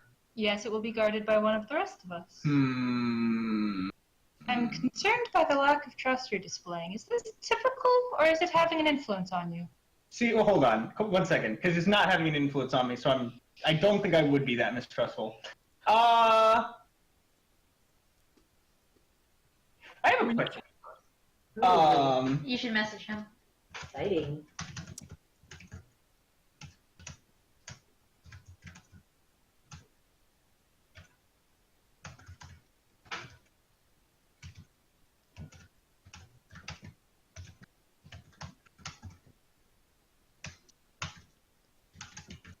Galactic. The long question. But I think whatever the answer, I will in fact hand it to someone. Solly, you volunteer? I can. I will admit that I do not want to touch it, ever. But if I must, then I must. I do not want to touch it ever. Excellent. I'm glad we're agreed. Agreed. Gwen, how do you feel? If I must. I suppose it would be good to keep a hold of it for the sake of obtaining knowledge. I have no particular reason to hang on to this like the plague, so yes, I'll hand it over to Soli. Okay. Very well. Gwen, I Perhaps, would like to establish something. yes? I understand that knowledge is of great value to you, but I'm concerned about how it was obtained. Do you agree this thing is pure and horrifyingly evil? I do agree that a ritual it is involved in the sacrifice of hundreds is very evil, yes. However, purposefully keeping ourselves in the dark about these orbs only risks the opportunity for those with less than noble intentions to gain the orbs for themselves. It's also begging for mercy, so I'm gonna try and save it. Excuse me? Begging for mercy. Yes, could you elaborate? Can they, if you respond to them, the voices, do they respond to you? Is this an ongoing conversation? Nope. Ah, I think it would be more concerning if it was, honestly. Does Soli feel anything when I hand it over? It is ominous feeling to everybody, actually, but nothing out of the ordinary aside from a sense of foreboding and a bit of dread. Alright. I didn't actually program in my spell, so I'm just going to enter the description in here. I just have it in the doc again. But can Gwen cast Detect Evil and Good on the orb? Go ahead and do so. Alright. It's literally just she focuses for up to 10 minutes. For You just know if there's an object that's been magically desecrated or consecrated. It doesn't feel like either of them. It just feels as though it is what it is. it doesn't seem as though it's magically, holy. It's not holy. It's not evil. It just is. It Okay. just exists. Well, I'll take it back then. No, I Yes. don't think so. We'd like to find out if its effect stops. Try sleeping without it in your possession and see if you feel better. Oh, a quick whisper to Mish. That means go to the other channel, please. Yeah, so quick thing is you get the feeling that Sully is a partially, it doesn't seem as though, like very strong feeling. It just feels like as though there's something going on. Yeah. Is that partially... magically desecrated. If it was one or the other, it'd be towards that direction. Okay. Okay. These were made by a terrible necromantic ritual. This was made. And he holds up his orb. Wait a minute. Wait! What just happened? Where did you obtain it? And points up to the sky where motioning door. So you fell through a door and it. found it? Did you find it Wait, in a lighthouse? let's resum really quick for Mish. Because she just... Okay, Mish, are you here? No, I mean, she's here now. And you're using this as magical focus. Okay, Emily, go ahead. Okay, so, Solly was like, shouldn't we explain to Arrow what these are? And so, And then I was trying to explain that he also has a orb. Okay. That came from the door in the sky. What was your magical focus before? How long have you had that? Recently? Potentially. Recently. That's concerning. It may be very, very evil. What is it like to channel your magic through it? Do you hear screaming? And then he shakes his head and instead imitates the sound of storms and rain and thunder. Ah, okay. I approve of that. I also Not screaming. approve of that. Excellent. A natural phenomenon, hopefully. Still probably a terrible arcane bastardization of nature, but not necromancy. Perhaps Excellent. then Arrow, as the expert on such knowledge, should be the one to guard this orb that Kytra had earlier, no? I don't think someone should be in possession of two of these at once. We need to first figure out what one of them does. Do we agree? Agreed. Yes. Perhaps you then, Braywood? To what? To hold the Two weird brown orbs. one. Solly has volunteered, but I'm still concerned. Solly, and she's going to turn to the new party member. Solly came into contact with one of these when we destroyed a previous orb, and it sent him catatonic for a bit. We're still not quite sure what happened. Yes, that is worrying me right now. I don't think Solly should be in contact with one. Sorry, Solly. Just in case there are latent effects, if I must, I will hold it. I consider myself fairly incorruptible. Arcane magic holds no interest for me. Agreed. I'm like 98% sure it's not corrupting me. You're hearing the screaming voices of the damned. That is concerning. You're on also principle. ignoring them. Yeah, I'm doing fine. Concerning on principle, can we experiment with sharing it and seeing if you improve? I literally not unimproved. Can you currently hear them screaming when you have it not in your hand? It's not like they're just shouting in my mind. It's like a strange force inside of it. It's like But there's none like of a slight scratching in the back of your head, like someone's like Oh. Yeah, you like you scratching in So the back all of of us your have been head. hearing it. Yeah, Yes, it but is, but it's character angrily. I thought none of us were hearing that. Out of character. It was no. This is just Kytra, but that's how I would best describe it to him. Oh, this is just Kytra. Only Kytra's feeling. It's Kytra. You guys, everyone else just feels like a sense of dread and foreboding. Kytra, none of us are hearing that. It is only you, and that is worrying. Do you agree? When did this start? Like, day 1 of holding it, day 2, day 3, Like, day 4? I don't think we even. So, first of all, it's day 2 of holding it. Sorry, Even voices. I'm not hearing voices. Hey, Gwen suddenly face palms as her player remembers something important, Oh? which is that she's a knowledge cleric, which means she can cast this as a ritual. Oh, identify.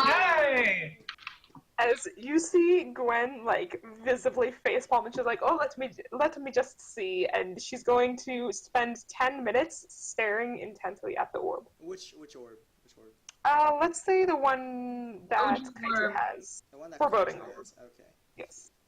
OG. Let's see, It this is first 10 minutes of like muttering and staring. I'm gonna continue arguing with Kaitra in the background. I will allow you to hold it for a couple of days to see what happens. Actually, in order to cast Identify, you do need something of equal to 100 gold. I didn't really set prices on the items, but do you have anything in your inventory that's worth 100 gold pieces? Oh, so do I not ignore the material component if I have a focus? Or whatever it You is. need that. You can only ignore it if it's not like an Focus actual, does not like, count as that. This has been discussed. Gotcha. In that case, Gwen is going to stare at it for 10 minutes and nothing will happen. Wait, let me see if I own anything valuable. Like, how It has to valuable? be. It has to be. It's just like kind of like a semi-rare gem or jewel, or something that you think that you would reasonably be carrying into an expedition. Can we use the gold chain? Can we use the gold chain from the door? If you can pull it off. Yes, let's do that. If Gwen can convey that she needs a valuable Right. metal. Does anyone have anything valuable? We've got a golden chain. That'll do. And Gwen will hold her hand up for the chain and also pull out the fork, General something's favorite Yes! Okay.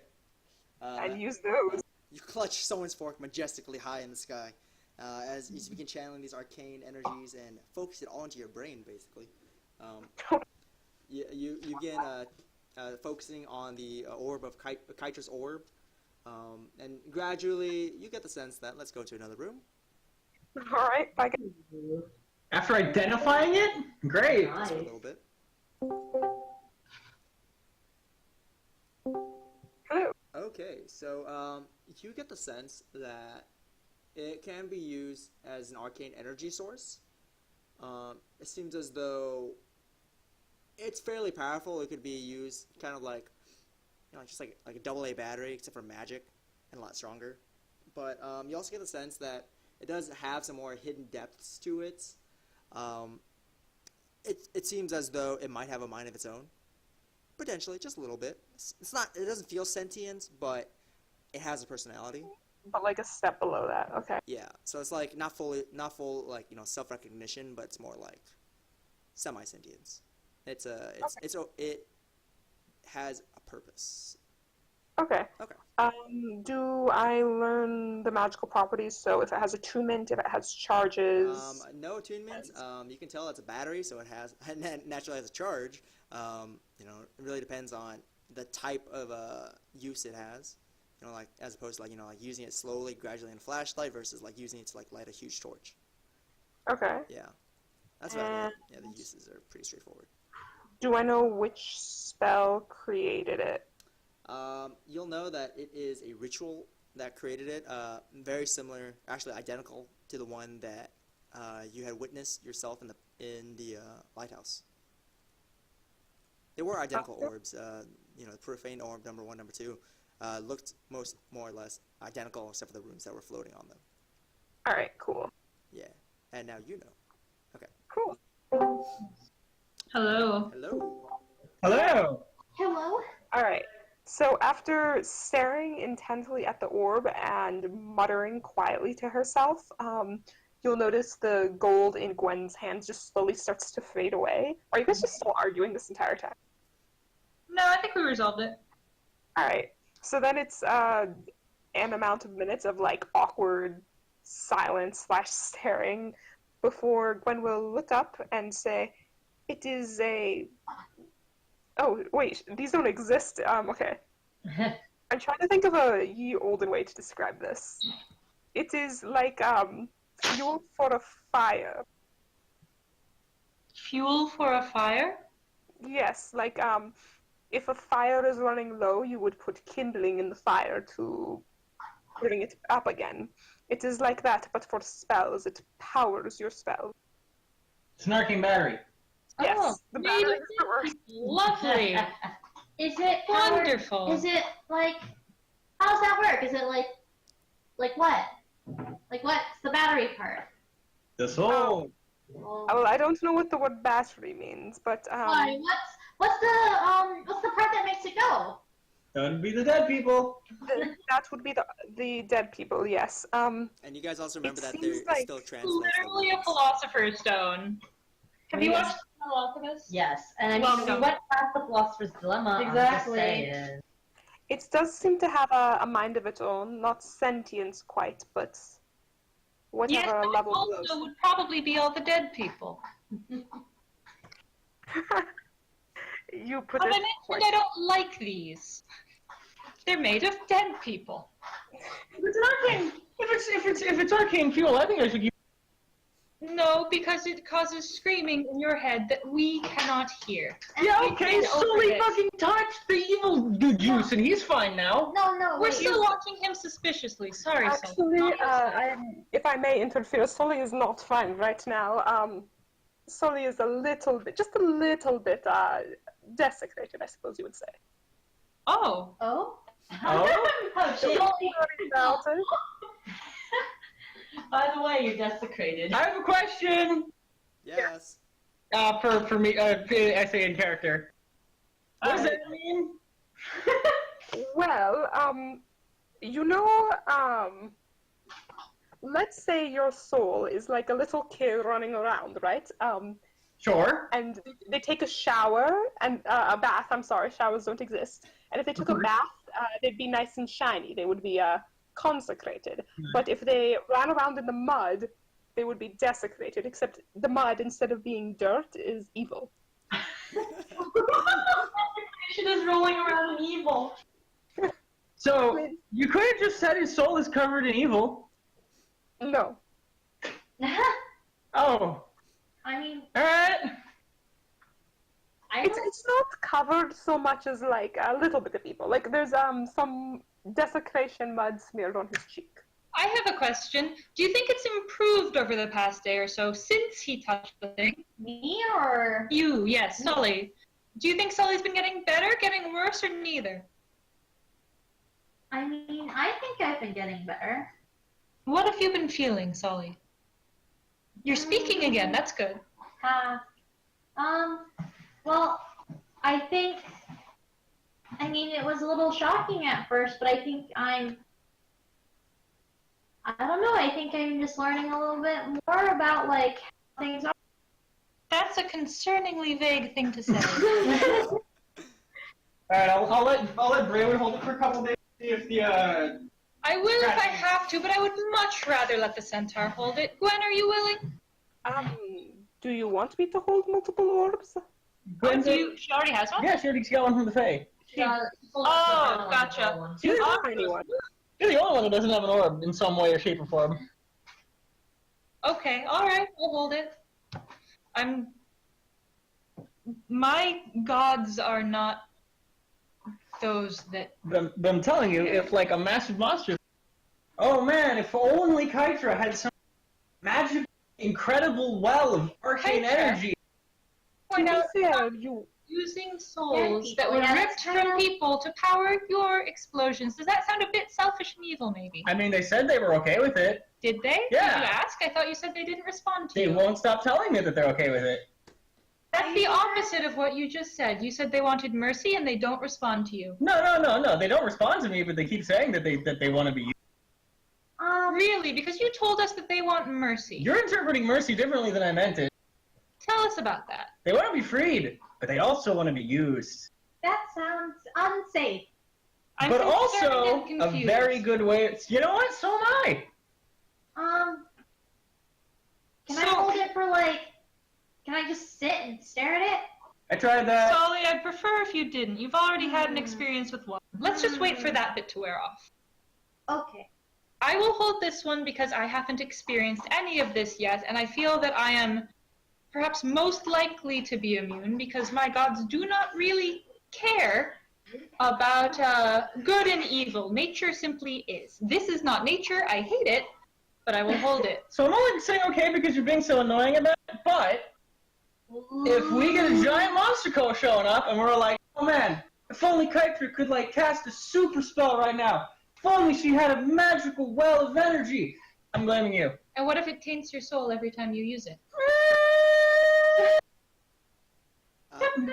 while we're at it, you guys You do know- remember, just a quick I have no idea what rundown, that meant. the orbs you guys have seen, the profane orb number 1 and number 2 in the lighthouse, they were identical. There was the orb in the lighthouse itself, the giant one. That one was also seen to be a giant version of these 2 orbs. What color are they? They're just like pristine crystal white. Okay. Then one of them broke open. Sully touched it and kind of bathed herself all over in it, just all over her face. And while you guys were investigating Arrow's orb, it was actually a dull, cloudy-looking orb. And then the one that Gwen obtained was a small one that was a small, dark brown one, really. Gwen, can you identify these other 2 and tell us if they're the same? Do you have Absolutely. Do you have money? Did we use up both the chain and the spoon? Altogether, that was 100 gold. Okay. You see Arrow turn out his pockets and there's no. I have a question. Excellent. First of all, how much does everyone know about my backstory? Not any. Up to you, dude. I mean, not. Out of character. A little bit. I think you all know the important fact. I don't think Mish does. Oh, out of character. Yeah. Okay.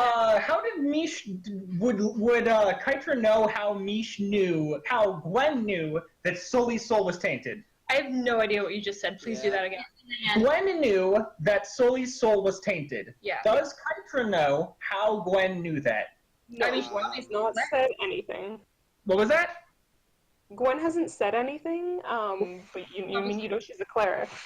Okay. Would Kytra be able to make that leap of logic, or the logical conclusion, like step 1 and step 2? Here, I'm gonna type you the end result of this.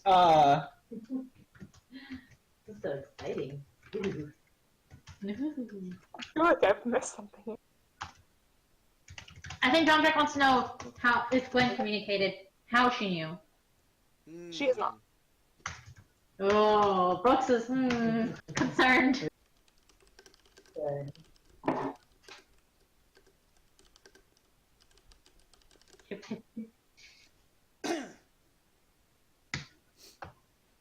right. Cool. I have nothing further to say.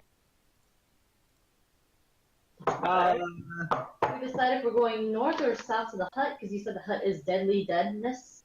Or we could go north and see what the lady was investigating. See if we can find that. Well, what I did say was when I shouted at the orb to reveal its secrets, the council chamber rumbled. So let's find out about that. Right, let's go there. Let's go there. To the council chambers. Braywood does in fact have my orb. Okay. Okay, Braywood is now holding the orb. Gotcha. I'm not annoyed at you. Kytra's annoyed at you. Oh, I know.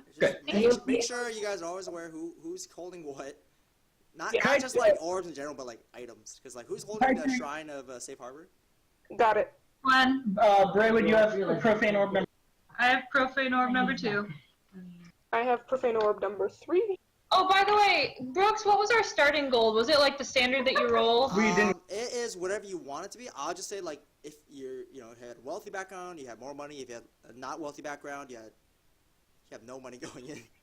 I think everyone's background is literally like you would not bring a large sum of gold into an adventure. Hang on, sorry, I can't hear you both at once. Brooks, can you finish? For the most part, no one really brought gold into an expedition. You guys probably left it at like bank tellers in the old world. Like wow, like there's not much reason to bring other than a small pittance of gold with you guys on an expedition, really. Okay, got it. Yeah. Ash, what did you say? I was gonna say also if you wanted, there are rules for starting gold in the FUB. If it makes sense for your character to hold more than a small amount of gold at a time. Yeah. So if you want to even like Gwen is a knowledge cleric and like has identify, knows she has identify, can I just say she carries around her starting gold? Sure. I want to know because I want to see if we can pool our starting gold. I don't. I'm just gonna say right now, Sully has no gold. And Hydra is destitute, so she has no gold. You bet. Woo! Arrow is, I'm assuming, poor, so he has no gold. You guys basically have enough for lodgings and stuff, but not enough to like actually pool enough.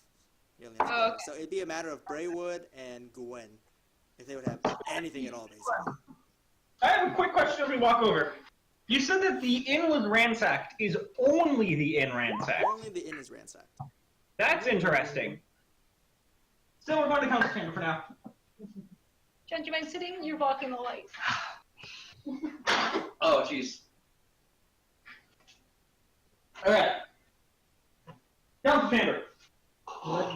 But as Misha is frantically counting all her gold, you guys begin heading towards the Hey, council guys. chambers. You guys search around for a little bit, find the mayor's room, or it looks to be like like a counselor's room, and you guys find a little switch underneath the table, like good mayors have. And Of course. you find a little ramp going downstairs. Sorry. A little what? Like a little ramp, like hidden stairs going down. Cool. Cool. Kind of like James Bond style, like everything shifts out of the way. You guys do see that there seems to be just a small hallway at the end of the staircase. So this is City Hall. Yeah, this is the city council, the council rooms / the mayor's / counselor's room. I don't want to say mayor because it's not really a mayor, but it's like a council. I checked for traps in the hidden hallway. There are no traps in the hidden hallway because why would they trap? Because it's a hidden hallway. Of course. There are no traps. I proceed down the hidden hallway. You proceed down the hidden hallway. It opens up into a small little room. Seems like it has a nice little desk, a few bookcases with some really tattered up books. Can't really read them. The big crux of it though is there's a mirror in the center. Seems to be a little receptacle as well, a little podium with a little holding claw device they can open and close. Okay.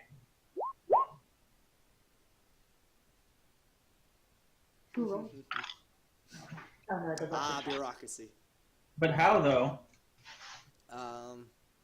Yeah, you guys just see a mirror. For now, it's a fancy mirror. How do I do the orange? Oh, /EM, and then it starts whatever name you have there. So this would be Kytra, and you can type out EM. Yep, /EM because it's emote. That starts the sentence Kytra. So you want your next word to always be a verb. All right. See?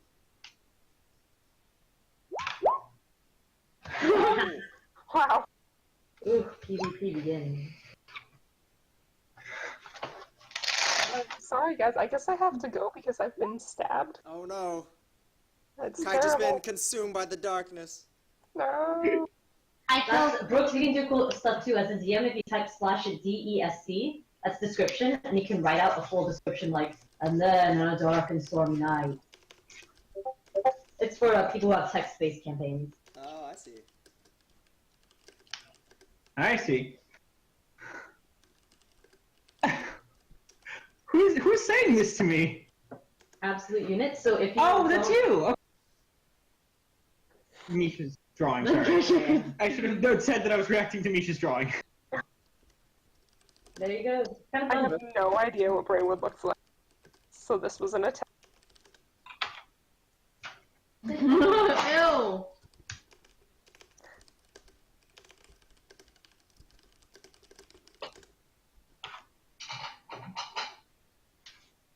The cool part of it is the DM can emote in any of our.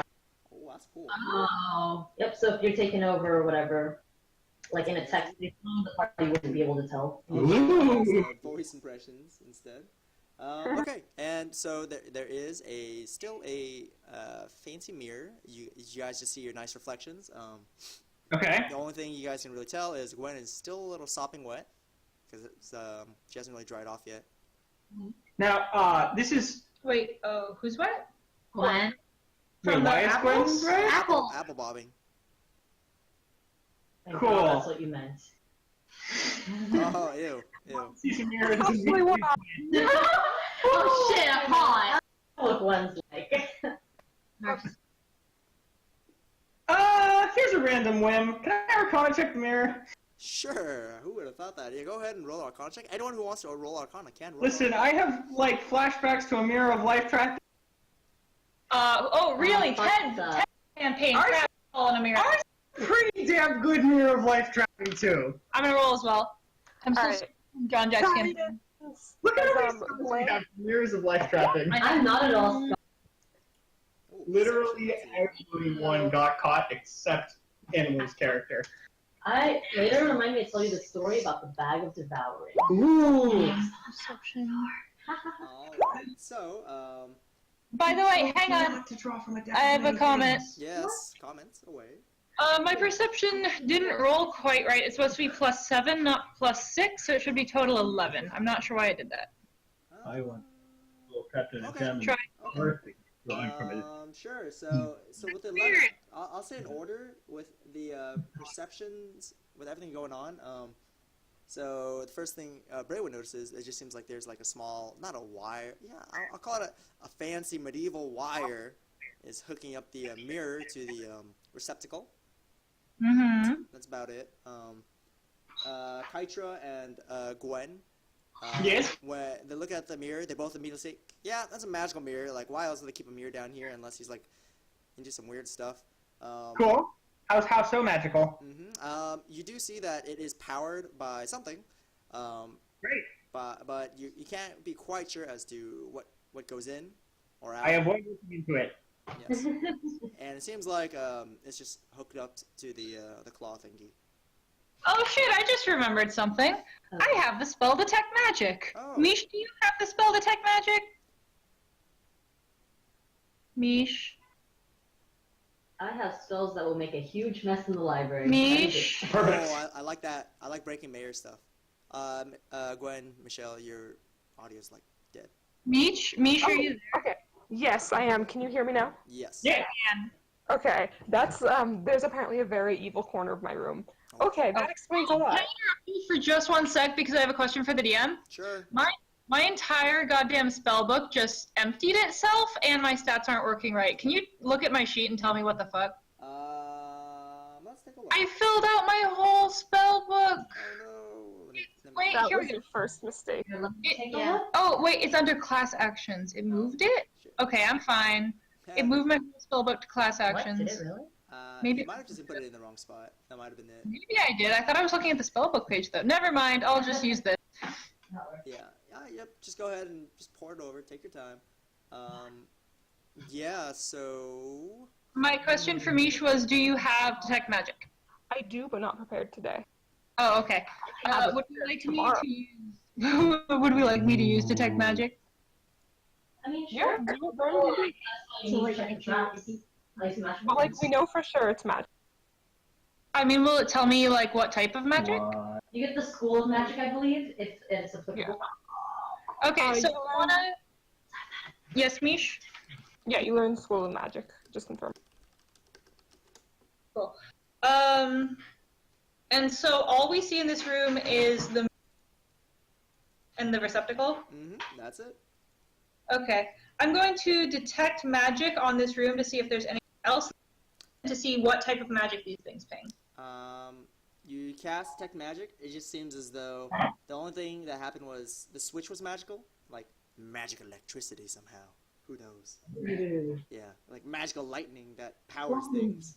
That was about it. It just moved the desk. You didn't even have to use magic to open the desk. It just looks cooler that way. You can just move it physically. I look at everyone and say, "This is pointless. Don't worry about it." The mirror? Yes, Oh, well, I wasn't. it does some kind of like lightning, Ooh. but small. You see, Arrow walks right up to it and starts cleaning himself in front of the mirror. I want to follow the wire. Say again, you cut out. But Where does the wire lead to? leads to the claw receptacle. The claw receptacle. Okay. Claw receptacle. I'd say it's basically like like the grab claws of like claw machines. Okay. It's like that except upside down. Okay. All right. Yes. All right. Okay. Okay. But is it really Alright. okay? Okay. You see Arrow comes out his hand to you and shows you shocking grasp cantrip of electricity in your hand. Ooh. Yeah, see what happens Oh. if you do the mirror. Is there any small objects I can pick up nearby to put in the claw? There's like tattered books that you can't really read. I'm gonna put a tattered book in the claw. It flops out.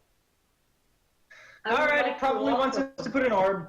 Nope, I will walk over to. Whoops. Well, I will walk over to the claw and cast shocking grasp on my hand and shake the claw. You shake As the it- claw, it goes into the mirror.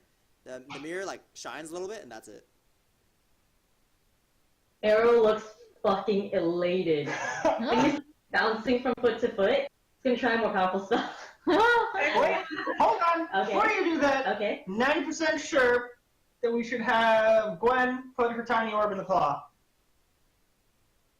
I mean, that's only if we want to activate it the way it wants to be activated. I like the idea of using the electricity. Didn't you hear concerning noises from some kind of large evil being? Well, large being, not necessarily evil.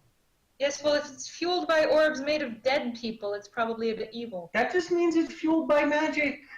Can you explain to me something, Kaitra? You said your orb was speaking to you, yes? Or No, it was more of just a sort of vague sense in the back of my head. how did you obtain this sense? What were you doing beforehand? Holding it. I don't really know. It's not like it's activated. It's just a very powerful thing. Were you focusing on it? Yeah, probably. Alright, just for fun, Gwen is going to try to pull out her orb and she's going to try to focus on it. Does she get the same sense of, like, evil? Nope. Let me go ahead and switch to the other channel once more. Hi, guys. Nisha. Okay, you get the sense that it is... what are you using again? Are you just focusing on the orb in general, or...? Yeah, just focusing, almost as if she was trying to attune to it, just sort of focusing her mind. She can roll an Arcana check if you want. Sure, go ahead and do that for me. You don't really feel anything at all from it. Well, before you got a disconcerting feeling from the other orb. Not much going on this one, actually. It doesn't feel like it's speaking at the moment. Alright, so it's... It doesn't... It's like... You can tell there's magic in it, but it's like not being actually used, or it's kind of an inert, basically. Okay, so a latent... Yeah, it's like it's in there somewhere. Okay. Cool. And back we go. Cool. Hello. Welcome back. Greetings. Hey. Alright, Gwen will stare at the orb, not as intently because she doesn't have money, but she will still nevertheless stare at it, sort of squint her eyes, and it's just this moment of just pure awkward silence as you realize Gwen is literally just staring at this orb, as eventually her ears will sort of like droop a little and she'll shake her head. This is Same! So much same! Orb. And you see Arrow's hand crackling with lightning again. Okay, but like, if we do break it, we don't get a chance to like put an orb there and then like... I'm pretty sure that's what's gonna happen. Well, I don't have an orb anymore. Do you want to put your orb into the hand? Who votes yes, who votes no? I vote yes. No. Do you want your orb? You heard it, Sully voted not no. No, what? Arrow does not want to put his orb in there, but other orbs. Alright. Greywood looks concerned and disapproving, but she won't stop anymore. Okay. Greywood is neutral, Kaitra is yes, Arrow says no. I would not say that neutral is the word. I feel that we shouldn't use these things, but I do understand this is how someone wanted them to be used. That's in part why I don't think we should do it, because I don't think I like whoever made these. Well, the only way we're gonna find out about them is like some way. Do what you must. Nature, and I hate it. As Arrow points at the mirror.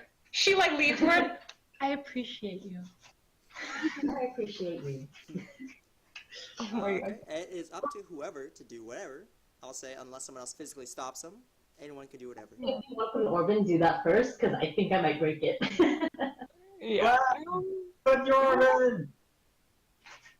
Alright, people seem to be eager for it, so Gwen will.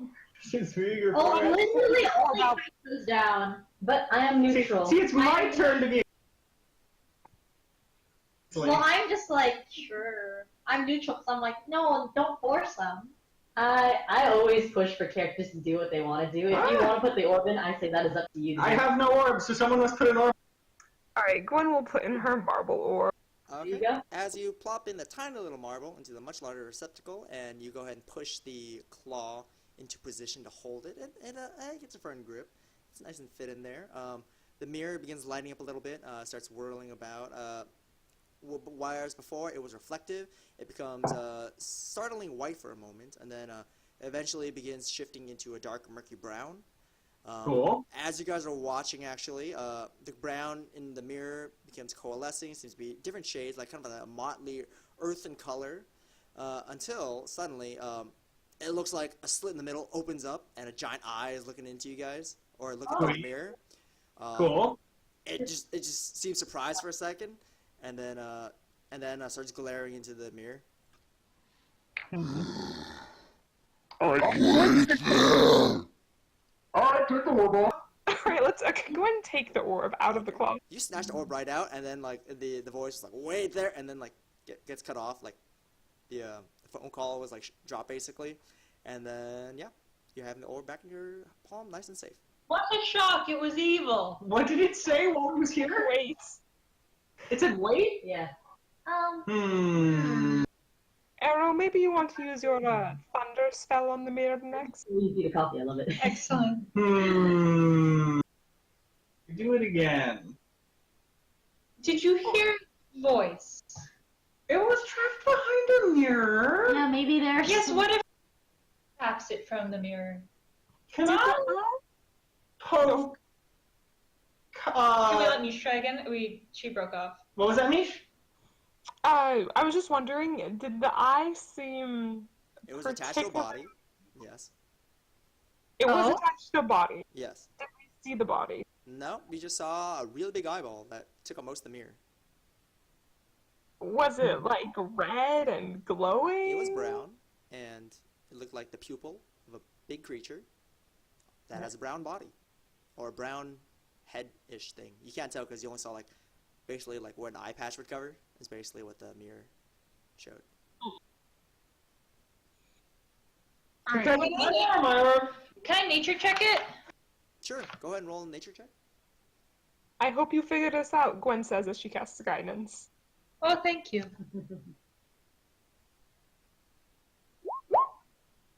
You have no idea what that is. Well, hang on, I gotta roll my guidance.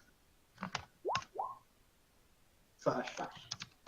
And you just type R instead of roll. You have no idea what it is. I'm afraid I'm not sure. We just didn't see enough of it. Hey, hey, Bruno, can I borrow my orb? No. That's I exactly what don't we think see. we should pour more power. If we try again... That's a chance to talk to it! Power. As, once again, lightning sparks. Should we pour power into whatever communicates with a massive demon-looking I thing? think that thing was inside the brown orb. You know, it was brown. The orb was brown. Someone roll a perception check for me, or everyone. Alright. I have +9 to perception. I hate you. I have +7 though. Nice. It's still taking a -1 from me. You have bonuses?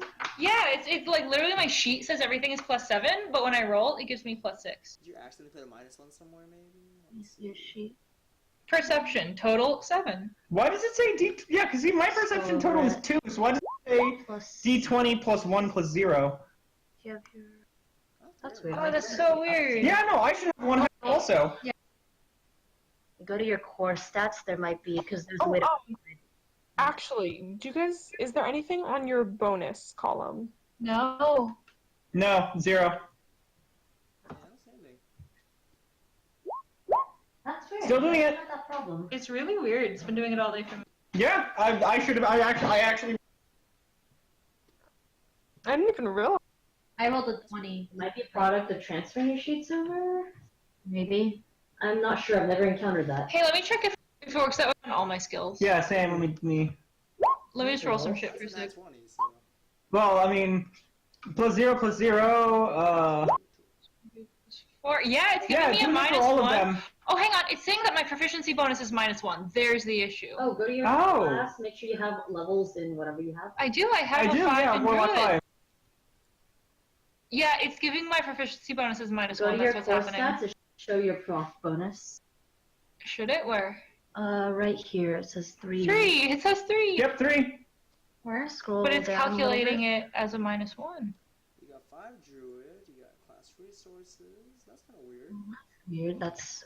Where does it say what my proficient? Where does it say that? Right Yeah, but where does it say that my It just gives you total bonus, so that's +1. What's your whiz? 2. You know what? Just- I think this is a result of us switching our sheets over. What if we tried deleting the sheets and then recreating them? Not now, but like next session. Well, that's a problem for later. For now, everyone who's having that problem, go to your core stats. If you look at the bottom left, you see how there's a bunch of stuff: melee, range, spellcasting. Yeah. And under saves and skill checks, just change the ability/skill checks from 0 to 1. That'll add 1 to all your ability and skill checks. Okay. That's our temp solution for now. I would say, Brooks, if you're gonna delete it, don't maybe like rename the new sheet so we can have the old ones and just. Yeah. I'll remake character sheets for everybody, and then you guys just port it as is. I think. Okay, cool. Why did I get a +10 on that? What the fuck? You have intimidation. Yeah, +10 intimidation. That doesn't sound right to me. 5 plus your proficiency. That is not right at all. That is not right. Yeah, for some reason it's just. Why is the bonus that 5? What Oh, the you fuck? should have bonus. That's +3. That's 6. Plus Why did- no, just make sure you have no bonus under all your. Okay, but why did I get a 5 on that? Because Probably because when it transferred over, you input the physical ones. okay, but I set that to a 0, so my intimidation is a 0. Then my proficiency bonus Plus, hold on, if you go to skills, you Yeah. see there's total bonus. 6. So that's 6. That's 3 from your charisma, 3 from your proficiency. Okay, cool. And then so then Plus whatever. from that. plus Bonus 5. is like if you get a magical item that increases it, like ion stones. That's what you use those. Okay, so cool. With our temp solution, it's All right. Okay. what is happening here? Oh dear. Why don't we just all default and just add 1 to everything instead? Yeah. Oh, I did that. It's adding 1 now. I rolled an 18 on perception, by the way. All right, can I get back to this? Braywood has thoughts. Yes. We good? Hold on. What happened to our perception rolls? Okay, so everyone rolled perception. I'll just let you know right now. It's not that hard to miss. But everyone who had rolled over 15, you guys do immediately notice that it seems like the ground is slightly tremoring.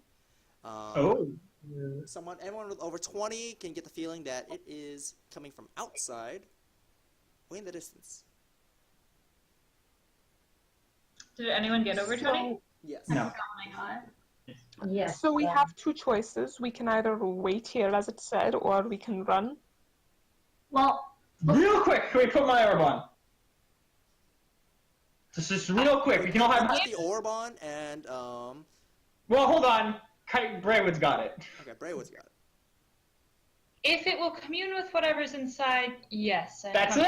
And I take the orb and put it in the ground. You chunk it in the groove. Everyone watches. Chunk it in the claw. So once more, the mirror flashes, and immediately you guys just see what looks to be a tar pit almost. What? A tar pit. A tar pit. A tar pit. And then it seems like as though there are shapes forming and shifting just below the surface. You guys can almost see through it, but just barely can. So just see the silhouettes. Some shapes rise and fall, but for the most part, it looks hideous. It looks deep and unnerving to you guys. All right, I'm gonna walk up. I recoil the fuck away. I'm like, y'all. I'm gonna walk up to the mirror, and I'm gonna lightly poke it with my sword. You lightly poke with your sword phases through. Oh dear. Oh dear. no. Oh Take it off. dear. Now. Kytra, please. We don't want to go in there. We don't want in there to come out. Just take it off. The forms start rising a little You can take from it the off. tar. What was it? You can kind of tell, like, it almost looks like a hand is starting to, like, reach out, like a small hand. Take it off. Hi, who are you? Kytra, take it off. Who are you? You can roll to, like, physically, like, wrestle the orb off if you'd like. If you're just yelling at Kytra, the orb is just starting to, like, it's starting to, like, make some moaning sounds, like... Alright, we'll take it the fuck off. I swear, take it off. Like, hell, and then it cuts off, because you take off the orb. I take off the orb. You took off the orb. Was it saying hell or hello? I think it's saying hell. Oh. I mean, wasn't that obvious because of how Kytra seemed to be treating it? Yep. I tried to tell you. I understand. Like multiple times. I understand. I want to destroy it. We destroyed the last one. Solly, you That's a seem to negative, have... Braywood. Excuse me? That's a negative. You don't want to destroy it. Not gonna kill him. Sully, you seem to have the closest connection with the last orb. Do you think they achieved any rest when we shattered the orb?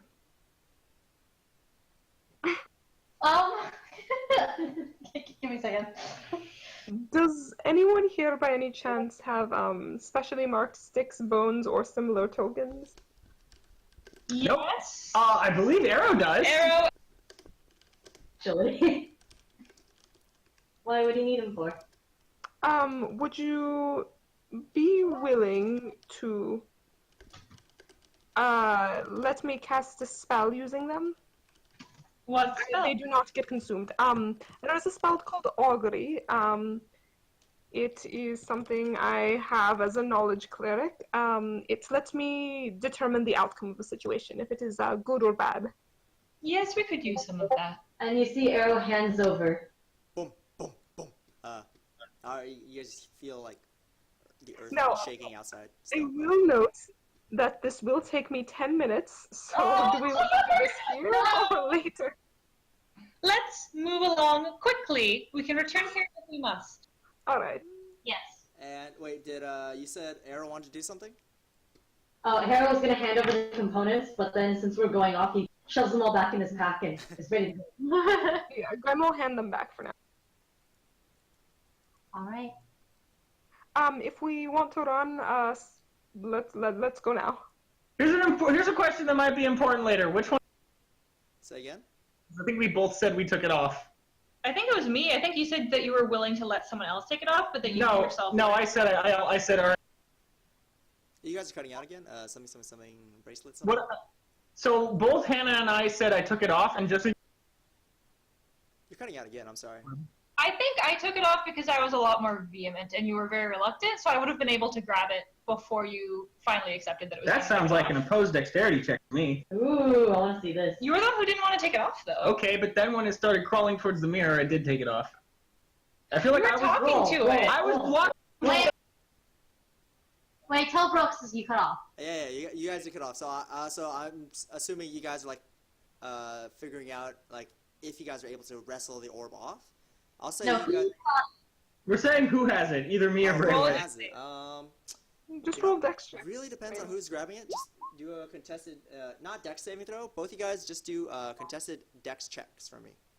How do I do a dex check? You press. Can we just take our saves to our one? Oh, skills at the very bottom. Saving throws add proficiency, and if you're not proficient in it, then it doesn't count.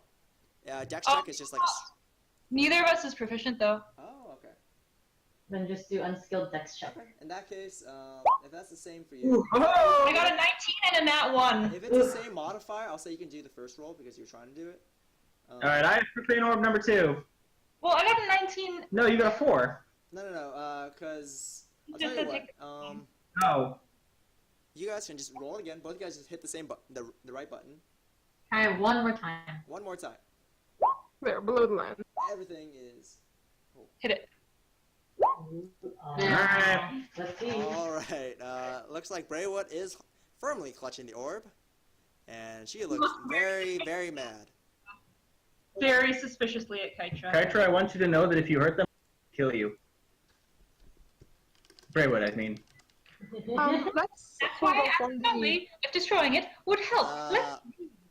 Quick, can everyone roll a perception check while Kytra and Braywood are wrestling over it? I'll say Kytra and Braywood don't get to roll perception checks for this. I just rolled a 20! Sorry. It's okay because Arrow rolled a 20. Arrow is on top. Arrow is the most perceptive. You see the singular feather on his head, where like he's got a little bald spot. There's one feather, and it perks up as he realizes things. Oh my god. Okay, while everyone is leaving, you see that that Sully is lagging behind just a little bit. But you're the only one who sees that. Great! And she quickly hustles in behind you, kind of just like, dusts her hands a little bit, and she's good to go. Arrow just looks briefly at Sully. Doesn't say anything as he keeps on going. He's a smart man. Gwen will offer anyone a ride on her back. It's okay. Brooks has seen me play the Bay Thrum. Wait, so Yeah, Vathra. why is Sully lagging behind? We don't know. Great! Oh. Well, I don't notice, so I leave. Yeah. So everyone's calling outside. When you guys exit the building, you see in the distance a very large mound is coming towards you guys. Looks like it is a brown mass. Great. It looks pissed, or it has a face. It looks very humanoid, very angry. It's bound up by what? Since you guys have seen it, you guys see that it's mistletoe that's completely covering it. It's like wrapped around its body like chains, and The fuck? it is huge. It is like the size of the building, and it's in the distance. Like Is it's this hauling fucking- ass. Poked the goddamn mistletoe? I hope so. Can somebody cast a spell on my fucking fingers? Oh, Stop. I cast a spell on your fingers. You cast I a dispel spell. magic. The small little ink tattoo that just was like a little band flies off. Whoosh. Does anything change with the mistletoe monster? Nope, not at all. If anything, Great. he looks like he's gaining in size. That's only because, from your perspective, he's getting closer. We run. Consider running. Okay.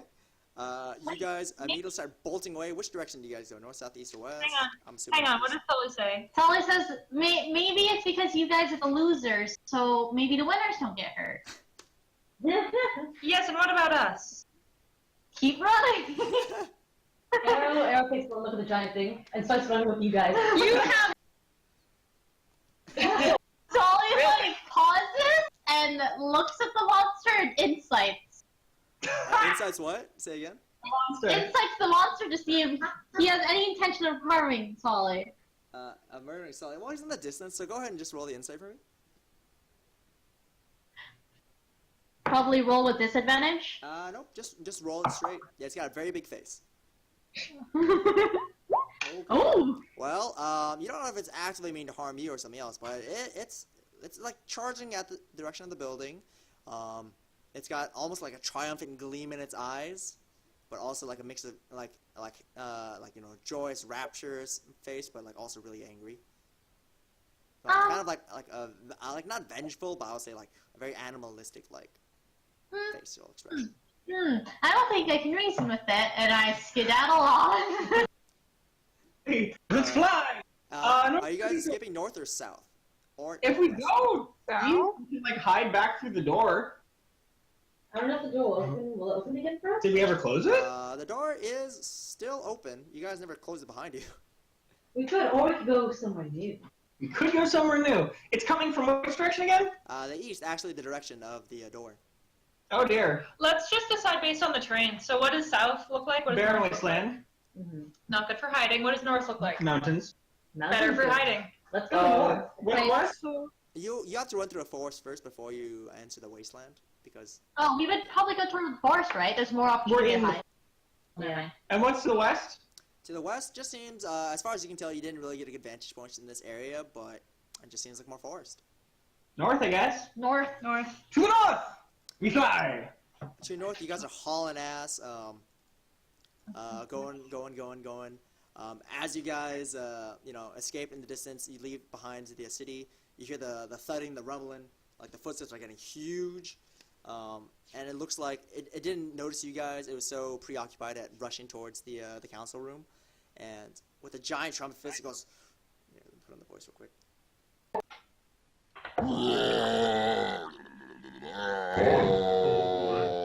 Was that a word? No. And then you see a giant arm in the distance just smash into the Capitol building. White House down. Oh no, Olympus is falling. But fine, movie references, guys. But with its hand, it delicately extracts what looks to be the mirror and the claw. Hey, I have a question. Was the brown of the eye we saw the same brown as of the mistletoe? The brown was not because of the mistletoe. The mistletoe is actually green, but you see that from its facial expression, it looks to be the eye you saw. Sprint. Fun!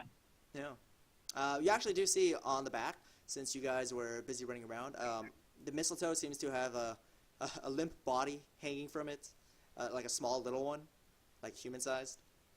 It looks Great. to have been tied to the mistletoe. Very fresh, very fresh. Oh dear. Oh no, it has body ornament. Do they look alive? It looks pretty limp. It looks very, very All right. Mhm. They're dead. Goodbye. So you guys are hauling ass up the mountain. Yep. You hear the giants in the distance do a triumphant roar, like victory screech.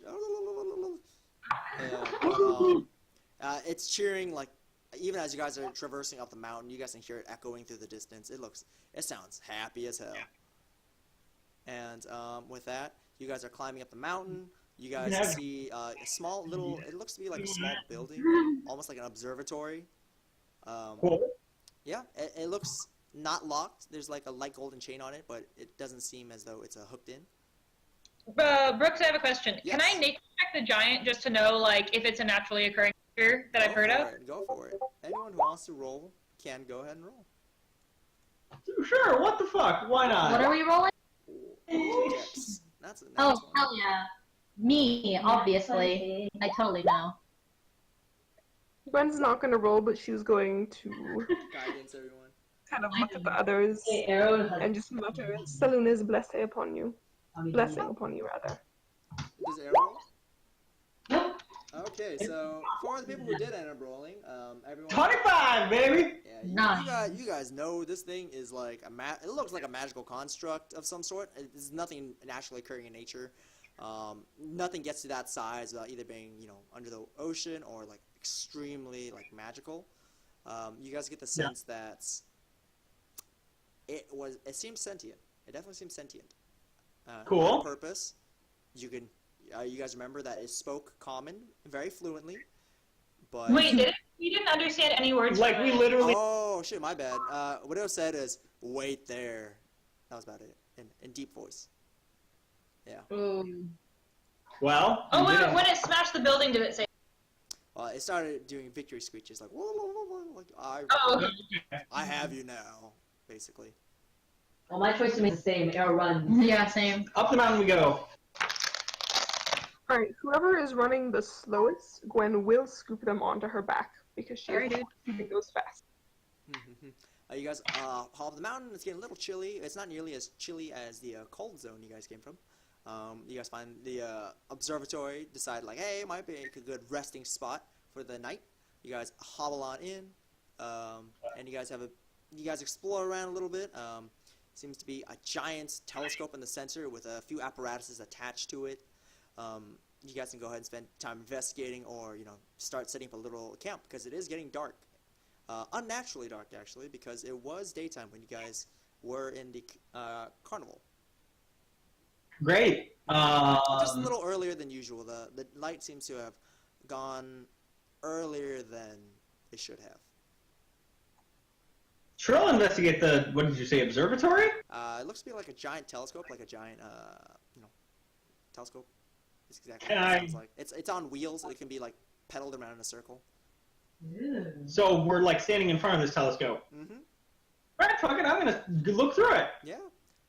You look through it. As you do so, you do see that there are 3 levers on it. None of them are pulled for the moment.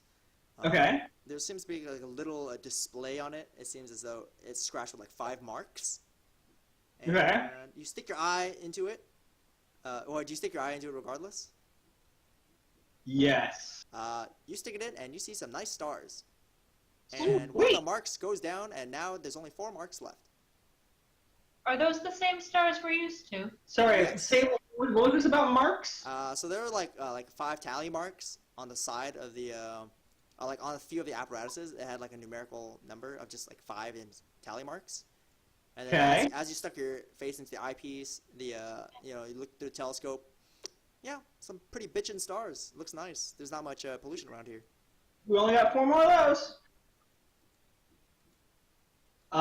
Is there anything we want to look at? Yes, are the stars familiar? Are the stars familiar? They look exactly like the stars you saw outside. I will say though, there are the 3 levers directly next to the counter. Cool. But are they the stars from like our world? Like, are the constellations the same? Yes, exactly the same. Cool. The sky didn't seem to change when you guys entered. Is it nighttime? It is nighttime now.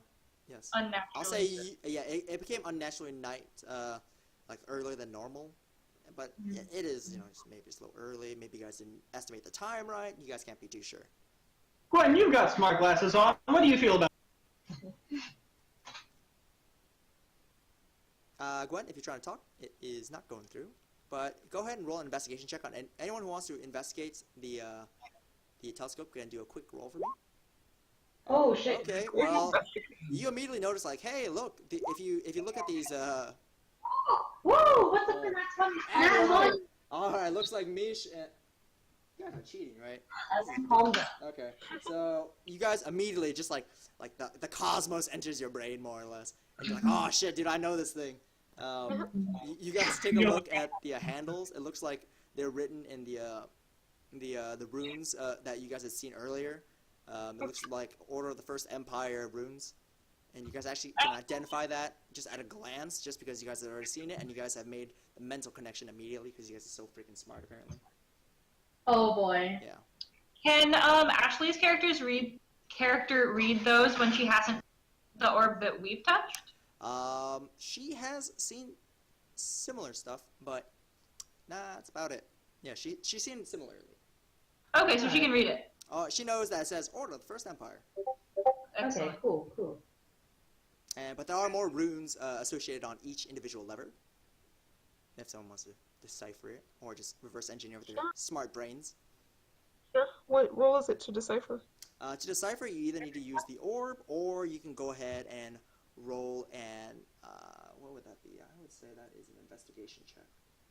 But you guys see you guys get these findings, and you guys explain it amongst yourselves. Can I read it? You can't read it. Oh, okay. I mean, with the investigation check, that was just saying like you immediately identified it, but now this is like. Wait, can I keep reading? Can I still read it, or I don't have an orb? Nah. Can I read it? You can read the orb. You can read it because you have the orb. Oh, out of curiosity, with the other orb, does it have the same effects? Which orb? Which orb are we talking about? The small brown marble. Small brown marble. You notice that it doesn't light up with any runes. It's just small and dull for some reason. Okay, then I think Arrow and Braywood should go try and read it then. Is that the plan? Yeah. So you guys do a quick investigation. You see on each lever there are a few things inscribed into it. You guys see on the first lever, the one on the left, it says, "See the truth," more or less translated. The middle lever says, "See the desires," and the third one says, "See falsehood." Which one is pulled right now? None? None of them. I pull see the truth. You pull see the truth, and the telescope starts rotating a little bit. It's now pointed at a wall. I look through it. You look through it. The first thing you see is looks to be happy, blissful faces. Looks like just the townsfolk looking like super happy, super satisfied, and just overall enjoying their day. It's a nice sunny day. You notice actually that it seems as though it's the marble walls of the city you just left, and everyone looks super happy. You can't see why they wouldn't be happy. Everyone's just excited. Same beautiful walls as always. Carnival tent in the distance. Seems same as always. Nice carnival tent. I have a question. Are the levers like? Can I start like pulling on like a one that hasn't been pulled yet, but not all the way, just to see if like by doing that action, the one that Braywood had pulled goes up. You go ahead and do that, and the image gets a little fuzzy as you're playing with it. It seems like only one can stay down at a time, really, unless you kind of like jam it or break it. Brooks. Yes. We didn't do any of that. You cut out too much. So the gist is that as you're pulling down another lever, Braywood's image starts getting fuzzy. And so you guys can quickly assume that only one lever can stay down at a time in order to keep the image retention. Okay. I want to do that. And so this one says "See the truth," and when I look through a wall, I see this town full of happy people. Oh, and you also do see that there is another mark on the side that has appeared above the other tally marks. It seems like it was like 1-1 basically. Oh dear. 1-1? Yeah, okay. 1-1. Well, Wait, what's the other? So each one has its own type or counter. Okay, so one says see the truth, the other one says falsehood. What's the last one? See desires. Okay. I would like to pull the truth and what? Oh, I would like to. Say again, you guys cut out?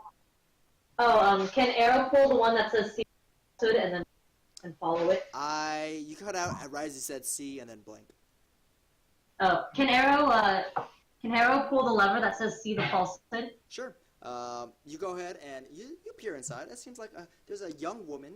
She's with gathered with a family inside one of the marble buildings. It's a nice building. It kind of looks like the inn. You can't be quite sure, but because you never looked at it, but everyone can kind of like vaguely like take glances through it, at opportunities. Seems like the image kind of repeats itself a little bit. The woman's happy. It looks like they're celebrating a child's birthday. Seems like there's a little amulet, a little locket within their grasp.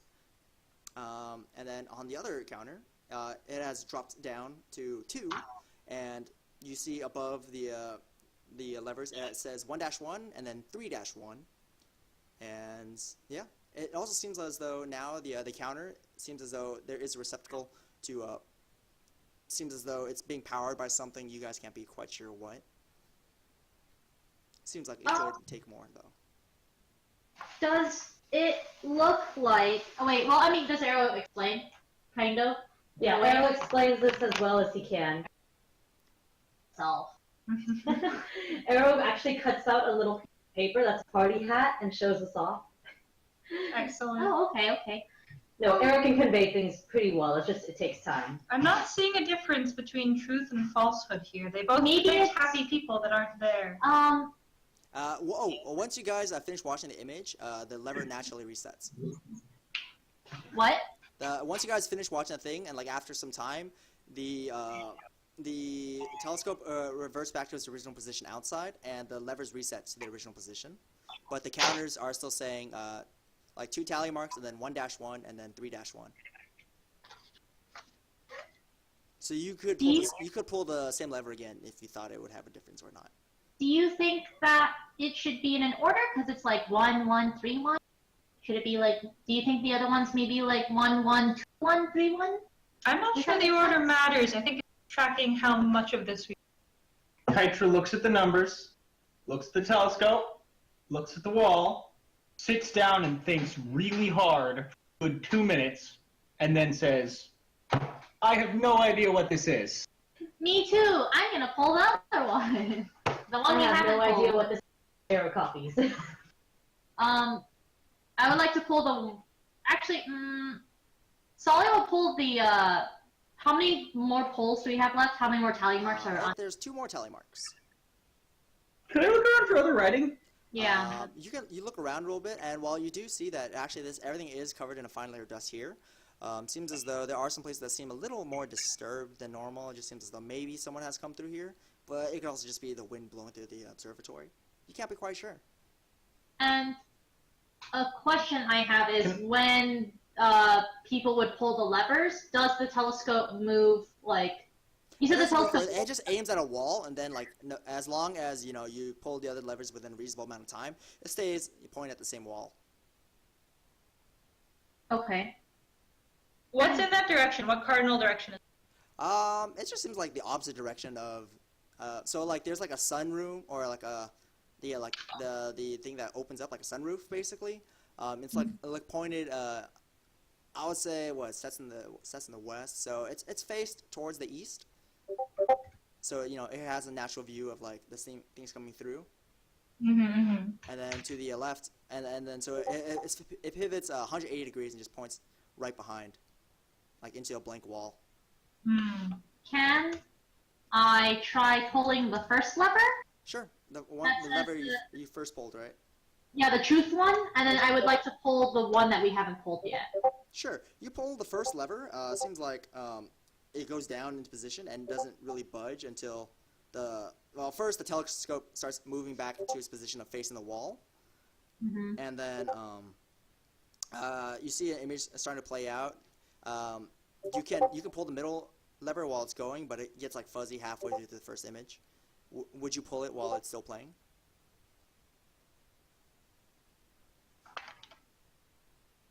Like, would you pull the lever while like in the middle of the scene would it play? Because I'll explain like the beginning of it if you'd like. You're gonna need to say all of that again. Oh, okay. Basically, the lever once pulled, it doesn't budge until the telescope's in position. And then it starts playing its, like, when you look through the eyepiece, it starts, like, playing a different scene, actually. And then when you start pulling the middle lever, the scene gets fuzzy halfway through, and you catch, like, the other half of a different scene. Okay. So it's...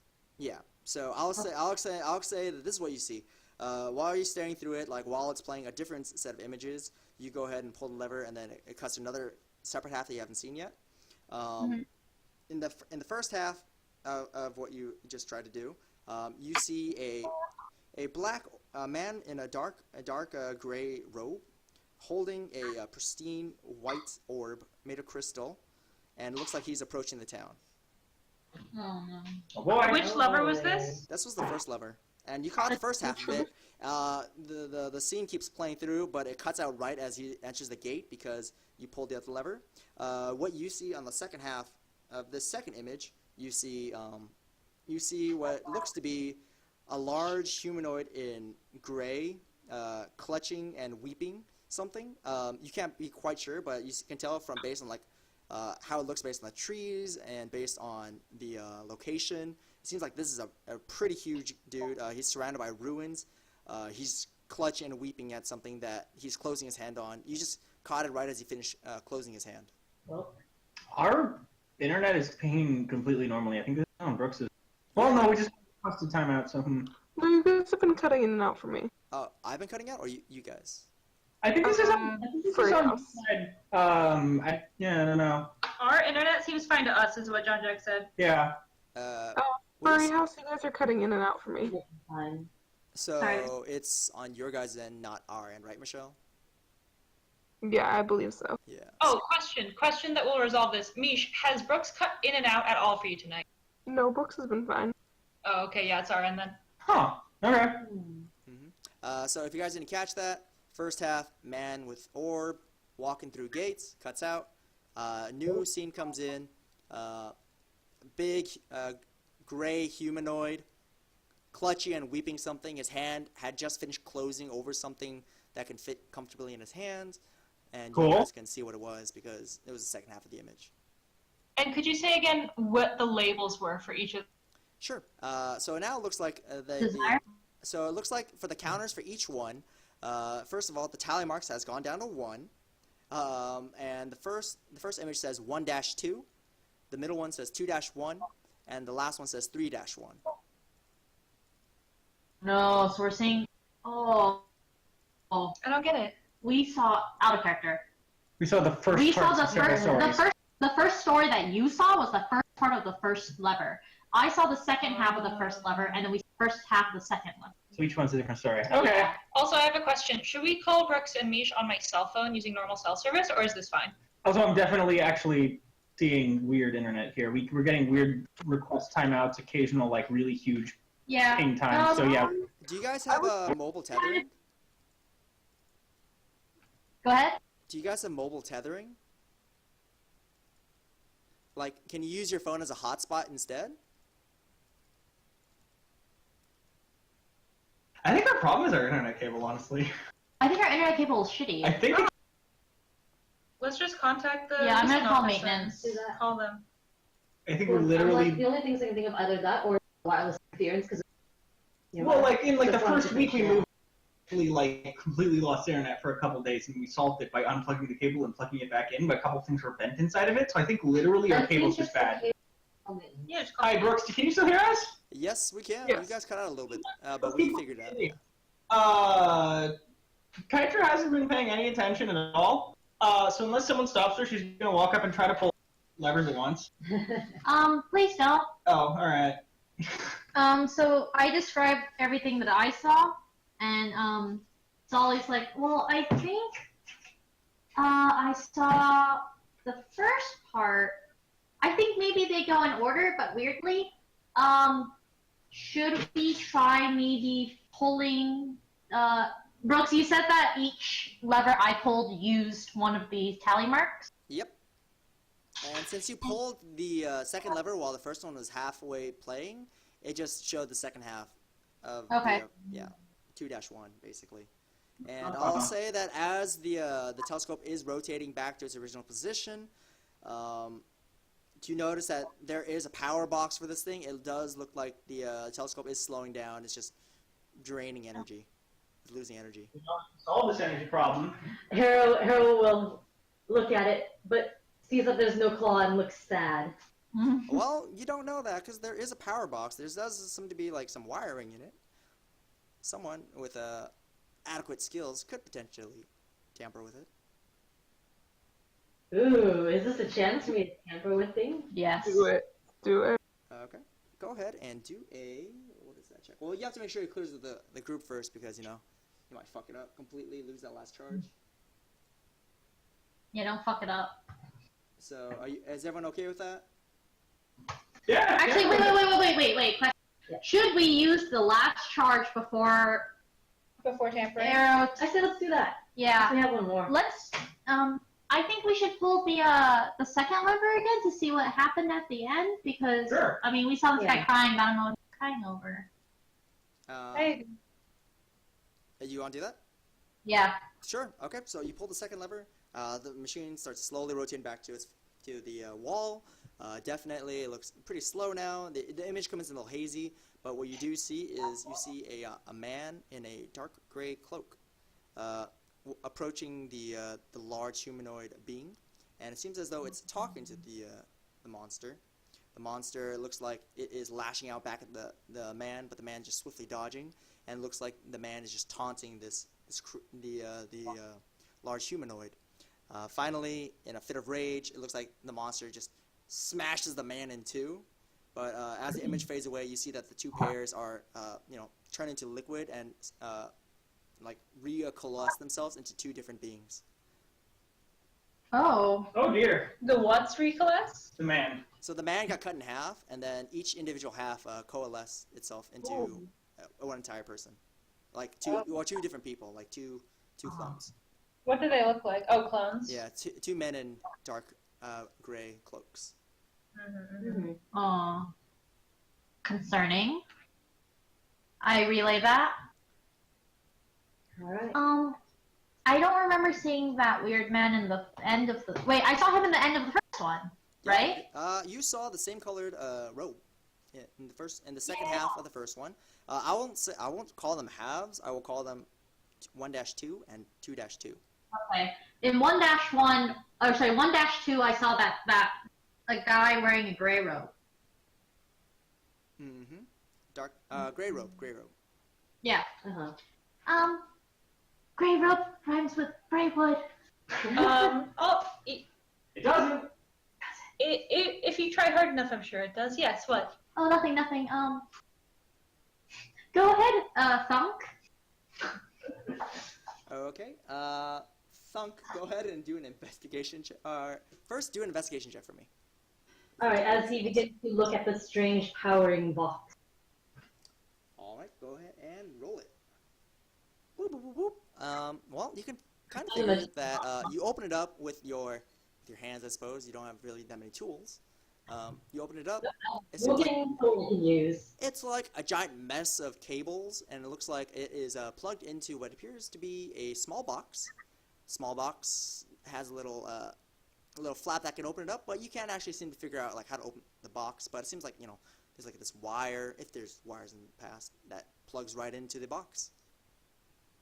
He looks very confused at this, but seeing the wire that plugs into the box, he takes that. Do you disconnect it, or do you just leave it there? It's still connected, right? Mm-hmm. What's the other end connected to? Because one end is connected to Other one's connected to the telescope. the telescope. All right. Or rather, the apparatus that connects the telescope to the docking mechanism, the turning thing. Okay, this is connecting the box to the telescope, which is then connected to the apparatus, right? Mm-hmm.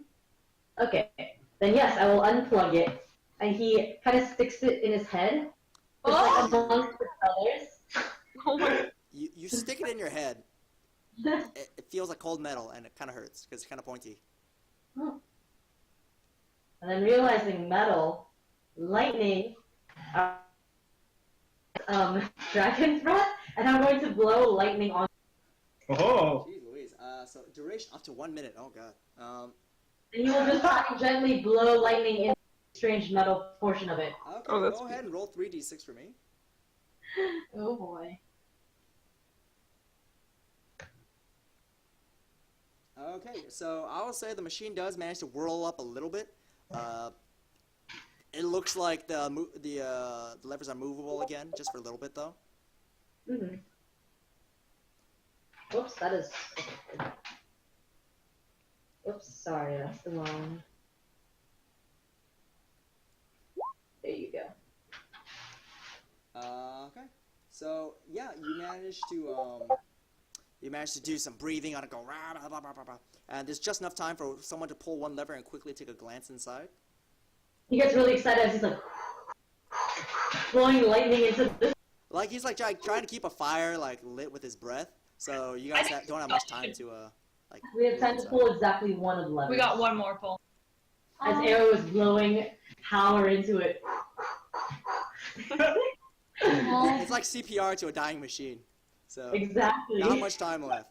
Oh, master machinery. I will pull the One, third 2, or 3. 3, because we have not seen 3-2.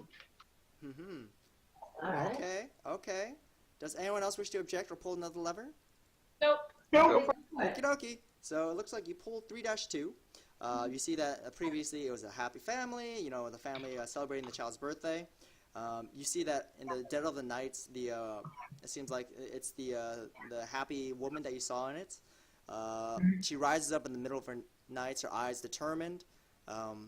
She walks downstairs. She grabs this, and because of the lightning and the fact that Arrow is getting short of breath, you can't really see the colors in the scene. It just seems like everything's just shades of gray. This woman's putting on a cloak and grabs a little sword, grabs the amulets that showed her family, and then just walks outside. That's all you can see of the scene before Arrow just falls to the ground, wheezing and out of breath. And that one was the lie, right? Yes. So you got see desire, or see truth, see desire, and see falsehood in that order. Okay. First one was truth, right? Mm-hmm. I will say this though, as Arrow is lying on the ground out of breath, he takes a look at the counter. It says 1-1, 2, or 1-2, 2-2, 3-2, and you know, with the fancy bird eyes, he sees, oh, it can go up to 3. I should have realized that. Ah. Oh no. Arrow takes out his small little orb, looks up, as if to say, I have more spells, and I'm willing to blow them. Good, nice coming. We're gonna do a longer. That's true. In the name of Arrow does have a cure wounds on him now. Nice. You're just kind of tired, like out of breath, but it doesn't seem you can't really use the breath again, right? Is it? Can you? It's a Dragon's Breath Transmutation level 2 spell. Was able to maintain it for 1 minute. Okay, that's pretty good. Yeah, so I assume I spent the whole minute blowing gently into him. You barely get most of that scene, basically. Yeah. Okay. While all this has been going on, you can kind of invest room, figure out why the hell there's a giant telescope that shows the past question. It seems as though it's like a nice observatory.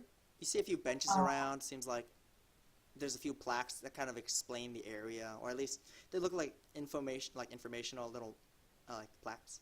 That's about it. Is there like any sort of books or like, I don't know, magical? There's some old tattered books, but they're like too crumbled up to be read at all, basically. I'm looking for something that can explain, hey, this telescope now shows the past. But why? You do see that there is a plaque. If you had the orb, you would be able to read it. That is mounted near the telescope. Do you want to call me over? Hey, Braywood, since we're it's don't give Kyter an orb time, can you read this? Yes, and I will read it. All right. On the message, it does say, cold, so very cold. Much has been said about the past, but there is still things to be said about the future. This orb was generously donated to us by one Mr. Isa, who wishes that all who wish to use the telescope can go ahead and do so. These images are shown in no particular order, but do seem to have some connection to something. We're not quite sure what. We're not a very good observatory. Sorry. Is that text in the chat by any chance? Sorry, I just made up on the spot, basically. Oh, no worries. Yeah. Self-aware. So wait, those were images from an orb? Is there an orb visibly hooked up to it? There's a box that was hooked up to it. And Arrow's mouth that was hooked up to it. Arrow, who's now like... So the box is no longer hooked up to it. The box is no longer hooked up to it. I open the box. It doesn't seem to have any noticeable, like, seals or anything. You would have to either break the box or find a way to open it. All there is looks to be like a little, that little port thing where the wire plugged in. Okay. Arrow will hand you the wire, as if you could do something with it. Royal, I got it. Blow into it. It's kind of got spit on it. I'm gonna try and force open the box. Go ahead and roll a strength check for me. Also, I'm imagining Arrow, like when he was breathing electricity on it, it was kind of like one of those dentist suction cup things, and just stuck in his mouth. I was thinking literally he was like sucking onto it like a baby sucks a fire. I want you to imagine, guys, really just angrily, like, prying it like a random shape, like you're trying to open a jar and you're angry about it. You got a 12? It's a strong box. That's a very strong box. Damn. A strong box. It looks like it's made of wood, but not as strong as wood. Something else. I hand the box to Sully. Is the box mounted to the wall? No, I thought we can hold the box, right? Yeah, it's hand sized. It's hand sized. Okay. Open. Okay. I try to pry it open. Go ahead and roll a unskilled strength check for me. Okay. With guidance. Oh, that did. Not neat. Jesus Christ, Sully. Jeez. That's 2 nat 20s in a row. Okay. So you take a look at Kaitra, you kind of giggle to yourself a bit like, ha, what tiny, puny human arms. And then with a snap of your fingers, like you crush this thing in between your hands. And it just gets demolished super hard. Cool. But then your hands catch on what looks to be a small orb. Yeah. So what do his hands catch on? It catches on what looks to be a small spherical object within the box. Good. This one seems to be blue. And it's pretty small. It's a little larger than the marble that Gwen has, but it is blue. Cool. It looks like it's a very dull color. Seems like it's kind of devoid of energy. Okay. Sully, I would like to round back to a question we didn't have time to answer earlier. When we destroyed the first necromancy orb, do you think that put the souls to rest? No. Gwen speaks. Do you think it improved their state? Gwen, why do you say that? That is not an improved state.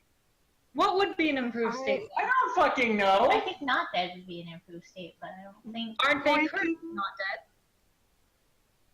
And they don't seem to enjoy that. I think they're kind of the same. Wait. What do you mean? Wait. Yes. Your life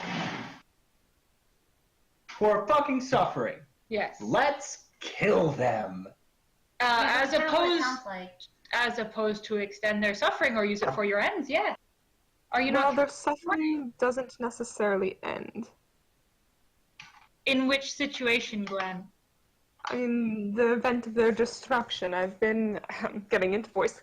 I have been thinking this through for some time, observing what I could, and the sense I'm getting is not that destroying the orbs does not cleanse anything. Destroying the orbs does not free the souls, but rather put them somewhere else.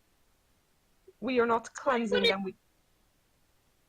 I would expect it to simply, I don't know, eliminate them, remove the situation they're in. It does not.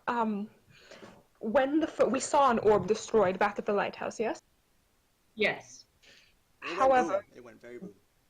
when the orb went boom, the energy there was not cleansed. I would have felt if it was cleansed. Instead, it still exists simply elsewhere.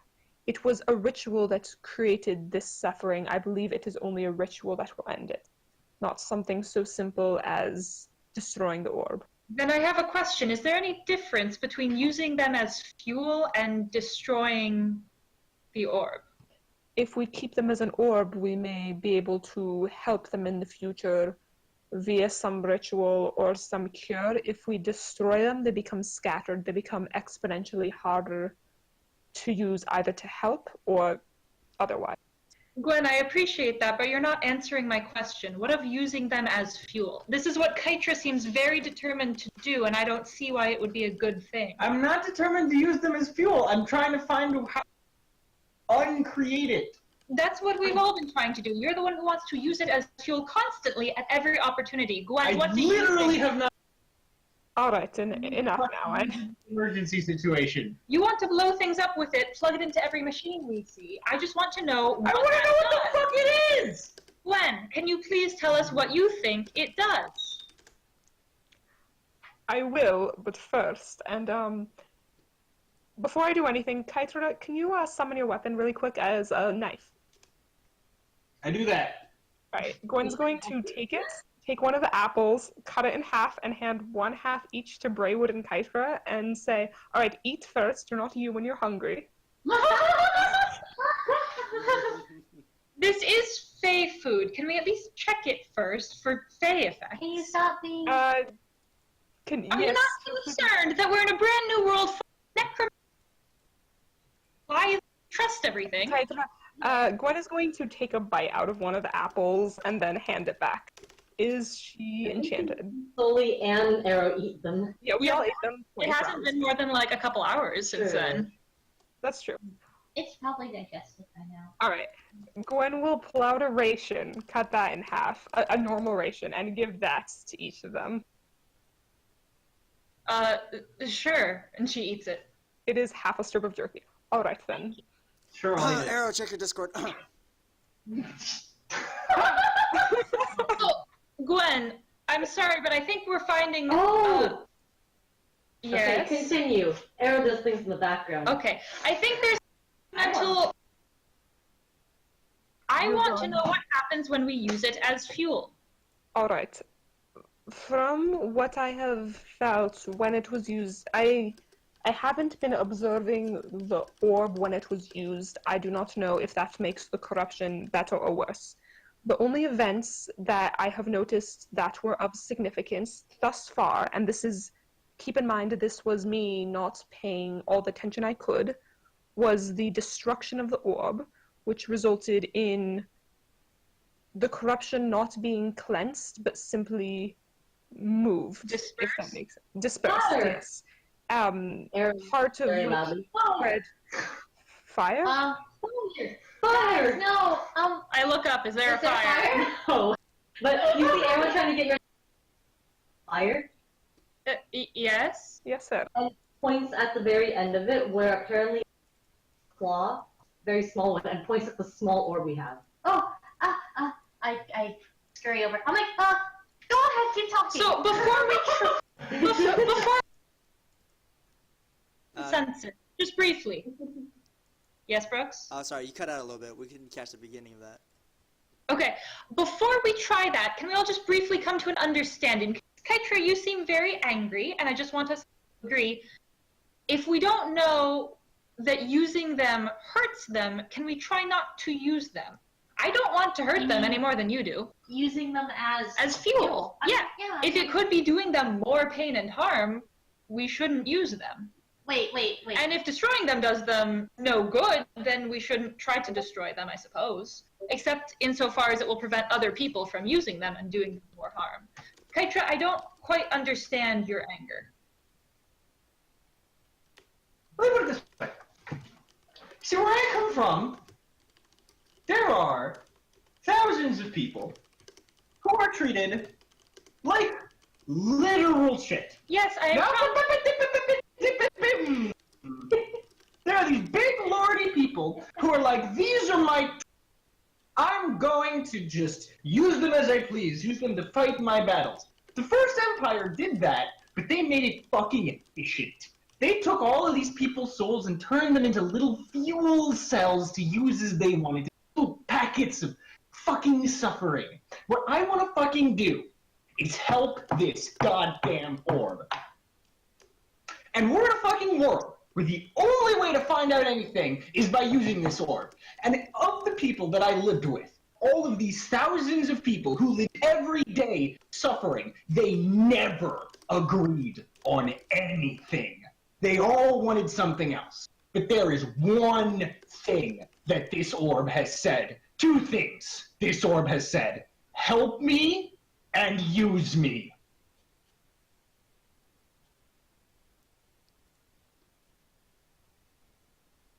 Are you guys talking still? Because you guys cut out after. Yeah. We're just No, I think that was a dramatic. tense silence. Would anyone like to break the? Yes, because you'll hear a little tapping on the wall as Arrow points at one of the walls we saw. The one where the guy got smashed by liquid and smashed into liquid and split into two. And then points at the orb. As if say, maybe there's two things talking in the orb, and one says help me and one says use me. Did they sound the same? Okay. I am inclined to agree with Arrow that I don't know yet. Thunk? Yes, Thunk. I'm inclined to agree with Thunk that we don't know yet precisely what these are or what will help them. You're pretty sure the wire can stick on something. Yes. I think that, I think Kytra might be right, where they don't necessarily, you think they don't feel anything, right? I have no idea. I have no way of knowing. I've asked. Why say they don't feel any different? So what you're proposing is that it is of equal value to destroy them or use them. I'm not trying to what the hell this thing is, so I can undo it. And it looks like yes, that is everyone's goal, Kytra. Towards that is by working with this technology. Cannot do that. We literally cannot do that. If we're too afraid to put it into too afraid to use it at all. You did notice that last time we used it, a horrifying hand of suffering tried to crawl towards us. And said to help. Guys. Yes. Okay. I sit down and I I close my eyes and I ask myself, can we use you? I will note that Gwen is also just casting Augury in the background. Arrow is wiping the spit off the wire for everyone. They don't know. Well, do you object to us using you? Because I want it. I'm literally talking. Is he doing this out loud? Oh no. Yeah, he's doing this out loud. Like, he is talking out loud. Sully, can you still hear them? Wait a minute, Sully, can you hear them? I think that expression as just deadpan sweats. So, I think we have very. Also, components are used up using spells that specifically require gold, so you're gonna have to break off some gold chain somewhere. We have, I think, two very different parts, but I think you have the means and I can ask things. It seems that it doesn't really hurt them if they're always gonna, it's sort of similar to what it doesn't spend them and delete them in some way. No. They're always gonna feel that. And they don't see any difference in. Well, if it does them no harm, then I see no issue. Okay. Except insofar that I worry for our own benefit. It seems that using the orb will result in results both good and bad. Yes. How so? Or do you not have any fear information. That is all I can tell you. The results will be both good and bad. I think I don't know how augury works. I think we can't get anywhere without putting a little bit in. Do you agree, Kaitro? Yep. Can we perhaps agree to use it to gain information, but to be very careful not to use it to gain power? I can't do any magic with it. Everyone looks I at can agree to Kaitra. that. You agree to that? I think you're displaying an extreme lack of trust here, but yes, I can agree to that. Oh, you think I'm displaying an extreme lack of trust when you've been yelling at us for the day, 2 days? How long have we been here? You've told me 4 separate times you'd like to make big explosions with it. He pats Kaitra on the shoulder and sort of like pushes her down gently, kind of like a little angry doll. Down, it's okay. Unless we're the size of the fucking 2 times now, we've run away from things the size of buildings. How big do you think other things are here? And we've done very well running away, and we haven't used dead people to feel like gods. And so what I about when approve. we don't? Then if it is for the sake of protecting them, but that's a difficult slippery slope that I want us to be cautious of when we encounter. Excellent, then we're agreed. Now here's the thing.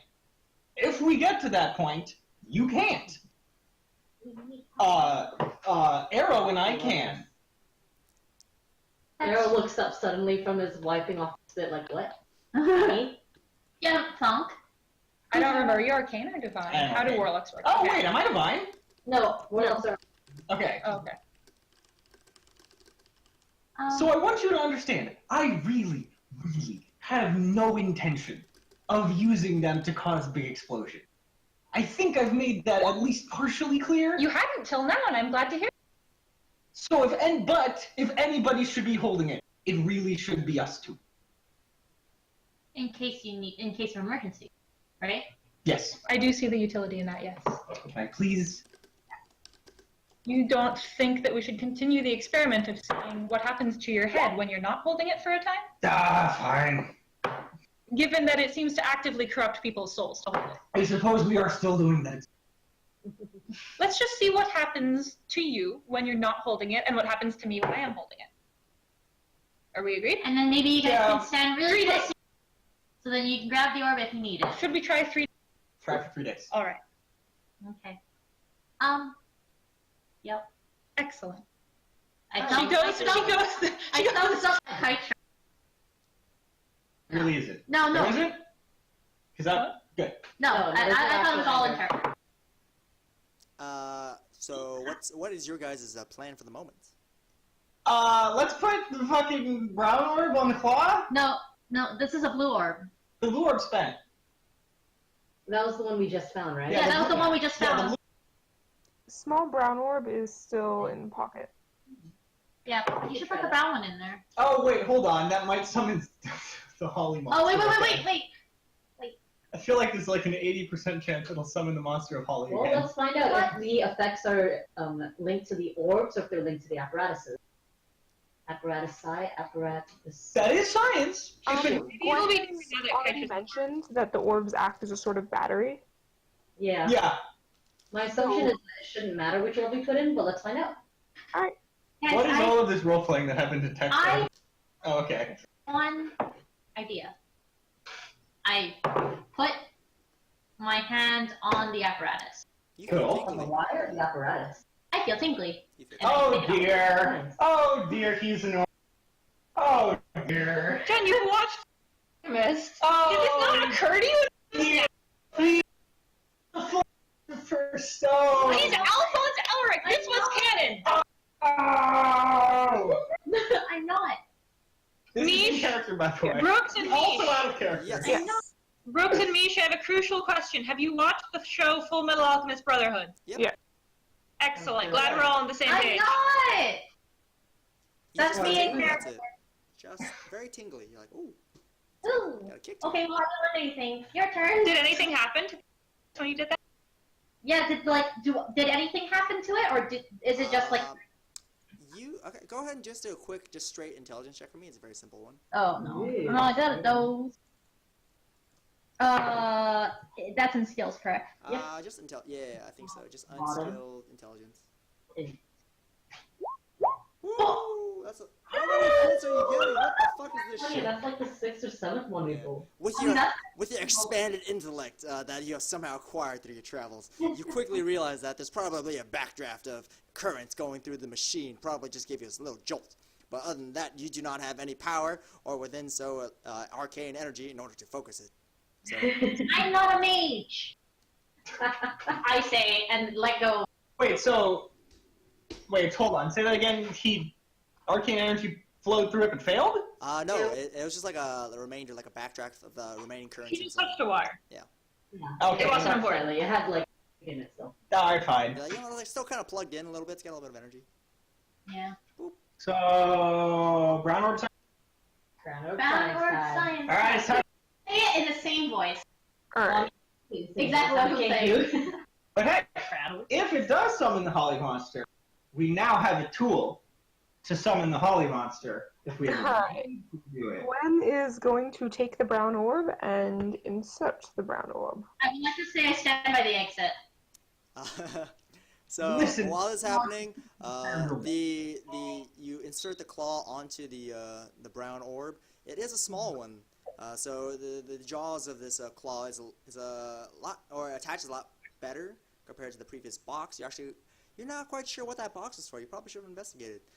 But it looks like all of a sudden like the orb is like firmly attached, like almost like magnetic, if magnets were known back in the past. Starts getting just gets attached on. You guys almost feel like this ripple of arcane energy just blast through us like a mini shockwave through you guys. You guys all definitely feel it rattling your bones a little bit. Sweet. As this happens, the telescope whirls to life. It looks like the machine.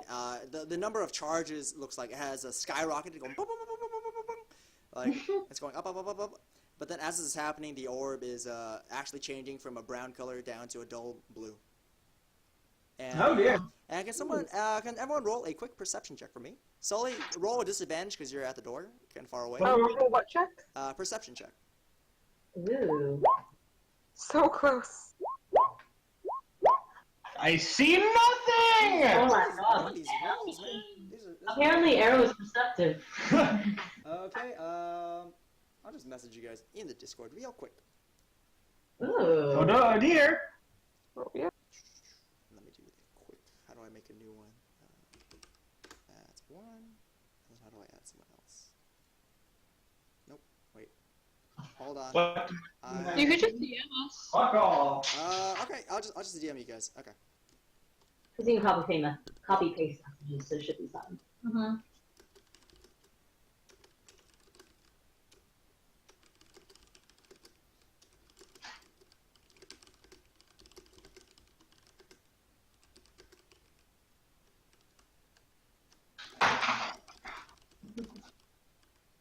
Oh my gosh, this field. Nothing like on the stone. Probably a good idea. And message the other person. Boop, boop, boop. No peeking. Cool. Oh. No peeking. Do I get a private message? No private message for you. I'm sorry. Actually, You're pretty sure that you stubbed your toe on something earlier. Kind of hurts now. Oh. You notice a slight broken nail on your finger. That's about it. Braywood kind of stiffens up as the color fades. She says, "Did everyone hear that?" Hear what? Nope. What? Wait. Hear what? I heard nothing. No one heard anything. Arrow raises his hand. Okay, what did you hear? Arrow exactly mimics the sound of weeping that fades away, but the intensity of the weeping is the same as it fades. And you can all hear this now because I can exactly. Yes. Yeah, I was about to say that's amazing. That is precisely what I heard. Yes. Well, that's fucking terrible. That's fucking terrible. Yeah. Oh, that sounds really bad. Oh, gee. I'll paste it here for everyone because you guys literally hear it. So. Boop, boop, boop, boop, boop. Boop, boop, boop, boop. I should have realized those dastardly Kenku can be a recording device, which is still running, by the way, guys. I still have 22 hours remaining of disk space for that. Nice. we have been recording for 3 hours and 19 minutes and 34 seconds. You told me because I would love to listen to I'm sorry the audio on our end is so bad because Yeah, you guys get to hear it from our end, basically. I think this records my fake voices. On too. the live set, I put in a maintenance request, so we should get more internet. Someone follow up soon. And I hope Yeah, next week I can take out my actual mic, and that should be pretty quick. Oh, wonderful. I do just want to point out, not once have they responded to a maintenance request. You have to call. Exactly. Someone call tomorrow. Yeah, perfect. And even when I called, they didn't get to the toilet until a week. So Oh, yeah. I called again. That's why. thank you. great. So I'll follow up every 2 days. Anyways. Yeah, we'll get it fixed, guys. Yep, sorry. But back to this fine thing. Aerodin points at the levers like we should go. Just use it now. It's plugged in. Oh yeah, it's getting sucked up, and then the counter goes like really high, like you can't even count the number of dash marks. But then as the orb fades to blue, it looks like the counter like quickly plateaus off, and then suddenly starts going straight down. So we have to use it fast. Okay, who's the one that you haven't Sully, pulled yet? yes, finish it. We have. Okay, I'm gonna pull the end of. I'm gonna pull one again, the truth one. This will be the third. You pull the truth one. The machine actually almost groans as it screeches into position because it's going hella fast now. You do see in the distance that, or you see the image recollects itself. Previously, you had seen a man with an orb approach the town, and now it just seems as though you didn't catch the second half of the 1-2. But what you see now is you see a man in a ragged gray cloak. Ends up returning to the town. It seems like there's a small orb in hand. The stature of the person is a little different. You actually can't quite tell. The image is bursting in colors because you use this overcharged power source. But you can kind of tell that it's definitely a different figure in a ragged dark gray cloak. But the town does look desolate. He is walking through just wide open gates. The town looks exactly the same as it always has, but there's no one else on the streets now. Oh. Okay. Okay. I pull the second one. The telescope does a 360, and then quickly you see that the weeping giant looks as though he is torn in indecision. It looks like the man in black, or the man in the cloak, had left him a present. It seems as though the monster roars out one more time, and in anguish grabs out the item the man in dark gray left, and he raises it high in the sky. In one hand, he's clutching what looks to be a small, limp body, and with an amulet attached. And on the other hand, it seems to be a golden shining orb, shining. Cool. And the third one, it looks to be. Are you pulling the third one? I'm just assuming. I pulled the third one. Yep. Okay, you pull the third one, and you see that similar to the first image, you see a man in a dark gray ragged cloak return home. It looks like it's the woman. She looks a lot older now and really tired. Her eyes look stricken with grief, but resolute. Seems as though she's walking into an empty house. The house looks desolate. All the things look packed up and completely gone. The amulet in her hand is just still firmly clutched within it. It seems a lot older now. Was the amulet that she has the same as the one that the monster was holding in the second? Mm-hmm. 2-3. It was indeed. Oh.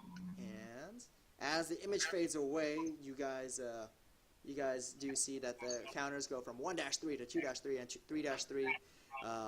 The numbers just start fading away, and you see the truth fade away, see the desire fade away, and see falsehood fade away. And with that, the telescope whirls back into its original position, starts spinning in circles rapidly as the energy overloads it and just flies to the ground. I would say, Braywood, do a quick dexterity check. Okay.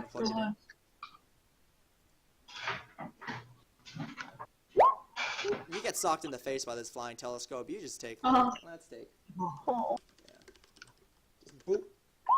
You take 6 points of damage. You're probably gonna heal it up anyways because you're long rest. Oh. But you got bam! Ah, in the face. Oh, you're bleeding. You're bleeding. Ah, your face. It really hurts. Oh no! Oh no! There's blood everywhere.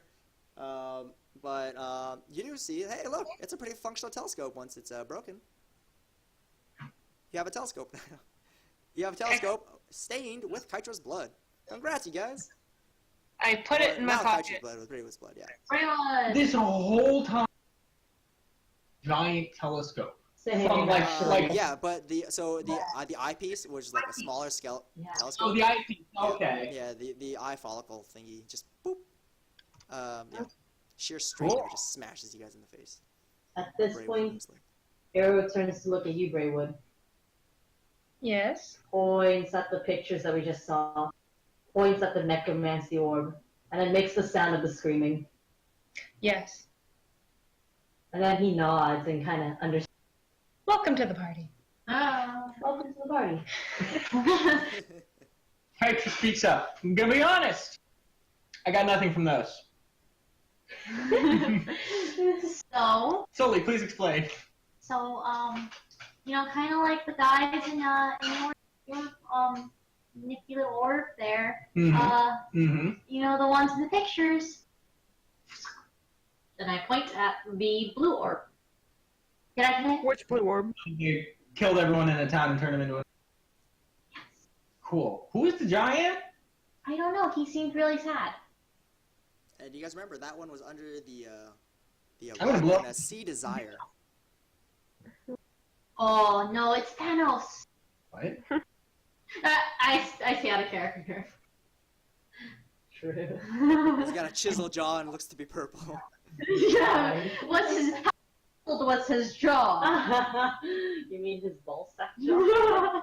Sorry. Continue. So what we know, I would assume, is that this is the same giant we encountered today covered in mistletoe, and that he was delighted to destroy the leader of this town as far as he was aware, and to take his mirror. I don't know if the mistletoe guy is the mistletoe guy the same? You get the sense that they seem like they're pretty similar in size, or not size, but rather like physical body. I was about to say, yeah. Say again? They're both carrying the same dead body. Maybe. Who knows? Maybe. Who knows? Who knows? I do have a point of curiosity. If we were to retrieve the mirror from him, and Kytra, I think you will like this idea, we do have a cleric on our team who can banish evil and heal and try to cleanse, correct? If you were more powerful than you are now, maybe trained and practiced and prepared a plan. I do have several spells based around restoration and curing. I need only a night's rest to prepare them. If the mirror is a portal into each orb, in some sense, maybe we can send healing in. Kytra, that would be your ideal plan, is to help them, to bring healing in. Sure. Yeah, if we can put weapons through the portal, why not spells? Sure. Does that mean That sounds pretty nice. we to capture the big tree man? I was thinking more of a sneaking type operation, and frankly, I'm not sure if we have powerful enough holy magic yet. Gwen, I don't mean to disrespect you in this way, but what we're facing is horrifyingly powerful. I'm thinking maybe a higher spell could be needed than we can currently cast. The spell you may be looking for is greater restoration. Yeah. We can keep the mirror with us. We can at least get the mirror back. I worry that if we retrieve the mirror, he will search for it again, so this might be something we only once we're ready. Question, I look outside. Where is he? Do I see him? You guys hear the fade distance. I think he's outside. He's like far in the distance, still in the same spot in the city. He's just like, he's screaming the exact same, like, joyous, rapturous, vengeful, not vengeful, but like, you know, that kind of aggressive voice, cheering the distance. I have a similar, broader idea. Before, we were in a forest and we just climbed on where we on top of a tree and we could see a bit around. We're on top of a goddamn mountain now. Can I go to the top of the observatory and just see the land? Aha! Like, That's how are we? Smart. Yeah, can we have the map? Yes, I will draw you the map right now. Or I'll draw what you can see on the map. Let me open my paint app right now. But yeah, just TLDR, my ultimate goal, I think, would be to find a way to obviously put those souls to rest. One, and destroy the technology. Two, we do have a cleric, and we will get more powerful as we prepare. Train, return. Yes. We're gonna need to find another kind of place where these things were made. Yes. Why not go back to the lighthouse when we're ready? When we're ready. Yeah. We do need to keep an eye on it and make sure that no one finds With- their way there. When we were at the lighthouse, did it look like there were any, like, books or stuff? At the lighthouse? Nope, just the light and the house and the basement. Alright. Man, how do I draw with white? This is hard. Okay, let's do that. Shit, I gotta draw multiple parts on this. I gotta... oh, sorry. My drawing skills are inadequate for the purposes of the mind. I'm expecting the finest image. Yeah. If it's not fully rendered, like beautiful art and in 3D, I'll be disappointed. Oh, I'm sorry. It has to be 4D. I have to feel it caressing. Oh, Can you give yeah, me- you'll feel this caressing something, alright. Let's see. There's that one. And then let's draw the mountain here. Boop, boop, boop. Also, a quick progress check for everybody. Are you guys okay with? Are you guys planning on ending it here tonight? Do you guys want to keep on going? What's the consensus? I think this is a pretty good stopping point. Yeah. Yeah. Let's go tonight. I think that's a good point. I And that's a agree. good spot to rest. I'm like, let's look around and see what we have, and so that we can like plan out our next move for next week. I want to get the map, plan the move for next week, and then stop. Yeah. Next week, whatever. 10:30 is fine. Let's stop. I will draw my best impression of what you guys do see. Your best, you say. Trust me, you're doing as good or better than I can. So. Oh, thank you, thank you, thank you. Now, for real, most of my DMing this time was just staying quiet. Sometimes that's how it be. What's this? Okay. Well, good luck interpreting this one, guys. I will. Oh boy! Oh, man. I'm gonna roll a investigation check to look at Oh, what. intelligence. You realize this is the raw art form of a higher life form than the world you inhabit. There we go. And I will paste. I will upload it right here to the Discord. Is it important or art? Oh, please? that's correct. I'll put it in the importance. Thank you. Where did my Sure. notes get saved? Much in the important. There's not a lot in there, so it's all good. Where's this getting saved? Oh. You know, I really should have did it ahead of time, but wasn't sure which way you guys were going. That's fair. Don't worry. Yeah, that's fair. Yeah. Don't worry. This is a really good duration. Yeah, this was nice. Chilling. Actually, this is a really good set of time for sesh to be happening. Yeah, I think any longer would be too long. Like, much longer would be too long, but any shorter would be, like, not enough. So this is perfect. That's good. I'm glad you guys enjoyed it. Did I paste that correctly? I did. I heard it. I love it. Love it. We're So, Here. the middle thing is the gate, surrounded by the forest. You guys Let's are go to- on the mountain with a chimney on it. The giant thingy to the right was the giant mound you saw. While you guys taking a look around, Bray was using her new bloodstained telescope. Seems stuck on the brass on it. You don't really have any ethanol or anything to cleanse it off. Yeah, it looks like the giant mound has moved. There's a giant trail of destruction in its wake. I'll say, would you ever check back towards the gate at all? I mean, sure. We I wanna would, survey the whole probably. land. Yeah. Okay, just checking out, oh, that's where we came from. Yeah. The gate does look as though, actually, it's still floating there, but it's floating, not resting on the ground.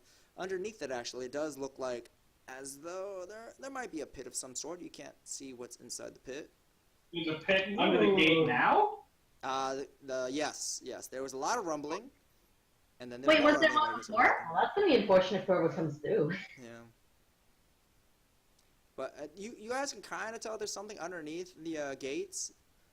can't really tell what. It's kind of way too far away. You're also on top of a mountain. Even with the telescope, it's hard to see because telescope's not reassembled. In the distance to the north, you guys do see a giant, what looks to be, it was supposed to be green, but I'll say it's a fantastical lavender tree.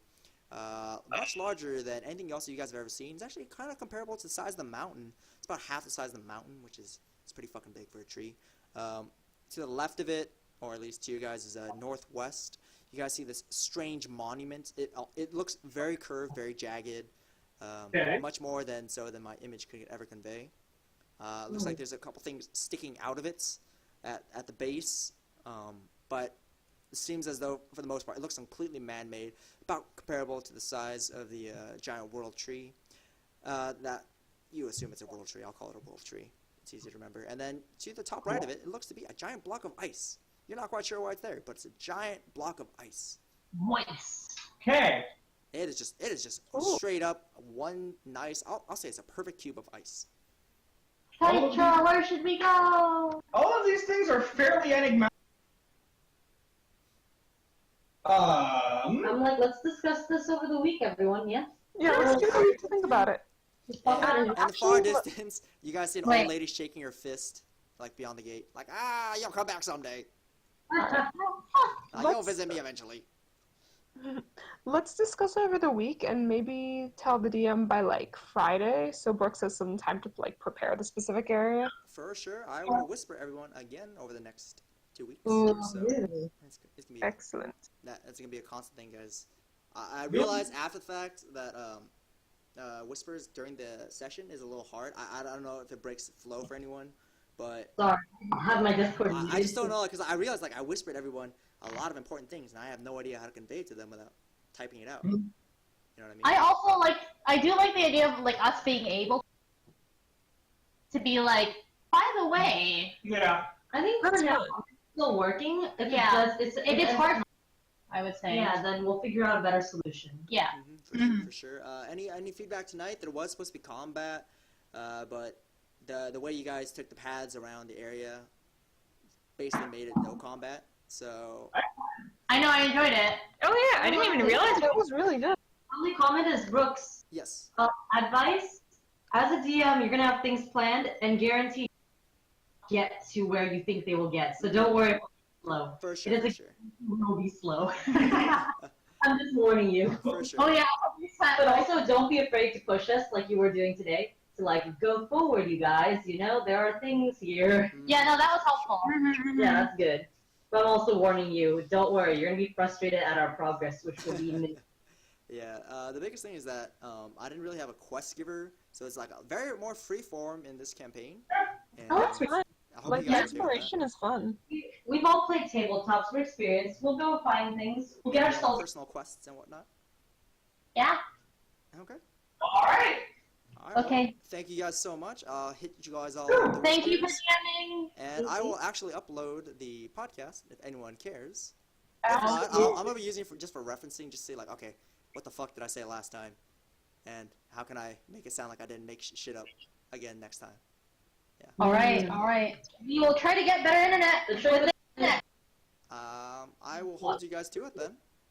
Alright, Yeah. good games, guys. I'll see you guys 2 weeks from now. Okay with you guys? Or next week? What are you guys feeling for schedule? Wait, what was it? Say again? What was the question? How are you guys feeling for schedule? Once every 2 weeks? More? Yeah. Less? Yeah. Yeah, that's fun. Perfectly fine, okay? I think that works. I can do that. Okie dokie. I'll message everybody and then we'll do a... So next week, it's just... or throughout the week, I'm just going to be posting things in the channel. Let me make a new text channel. Just say, in character. Oh, I like that. Yes. Yeah. Capitalize, oh no. Okay. In character. And then you guys can do some discussions, whatnot. And I like that. yeah, I would say, since you four live together, if you guys are going to talk it out at all, just paste something in the in-character chat, so let us know. Oh no, we're gonna call. We're gonna. Call Michelle and then let me know all in the past. Sure. Right? I mean, Brooks, if we're on Discord, we can be like, "Yo." That's true. That's true. Anyways. Cool, thank you. Thank you guys so much. Have a great night, you guys, and I will see you 2 weeks from now. Later. Take care. Bye-bye. Bye. Bye.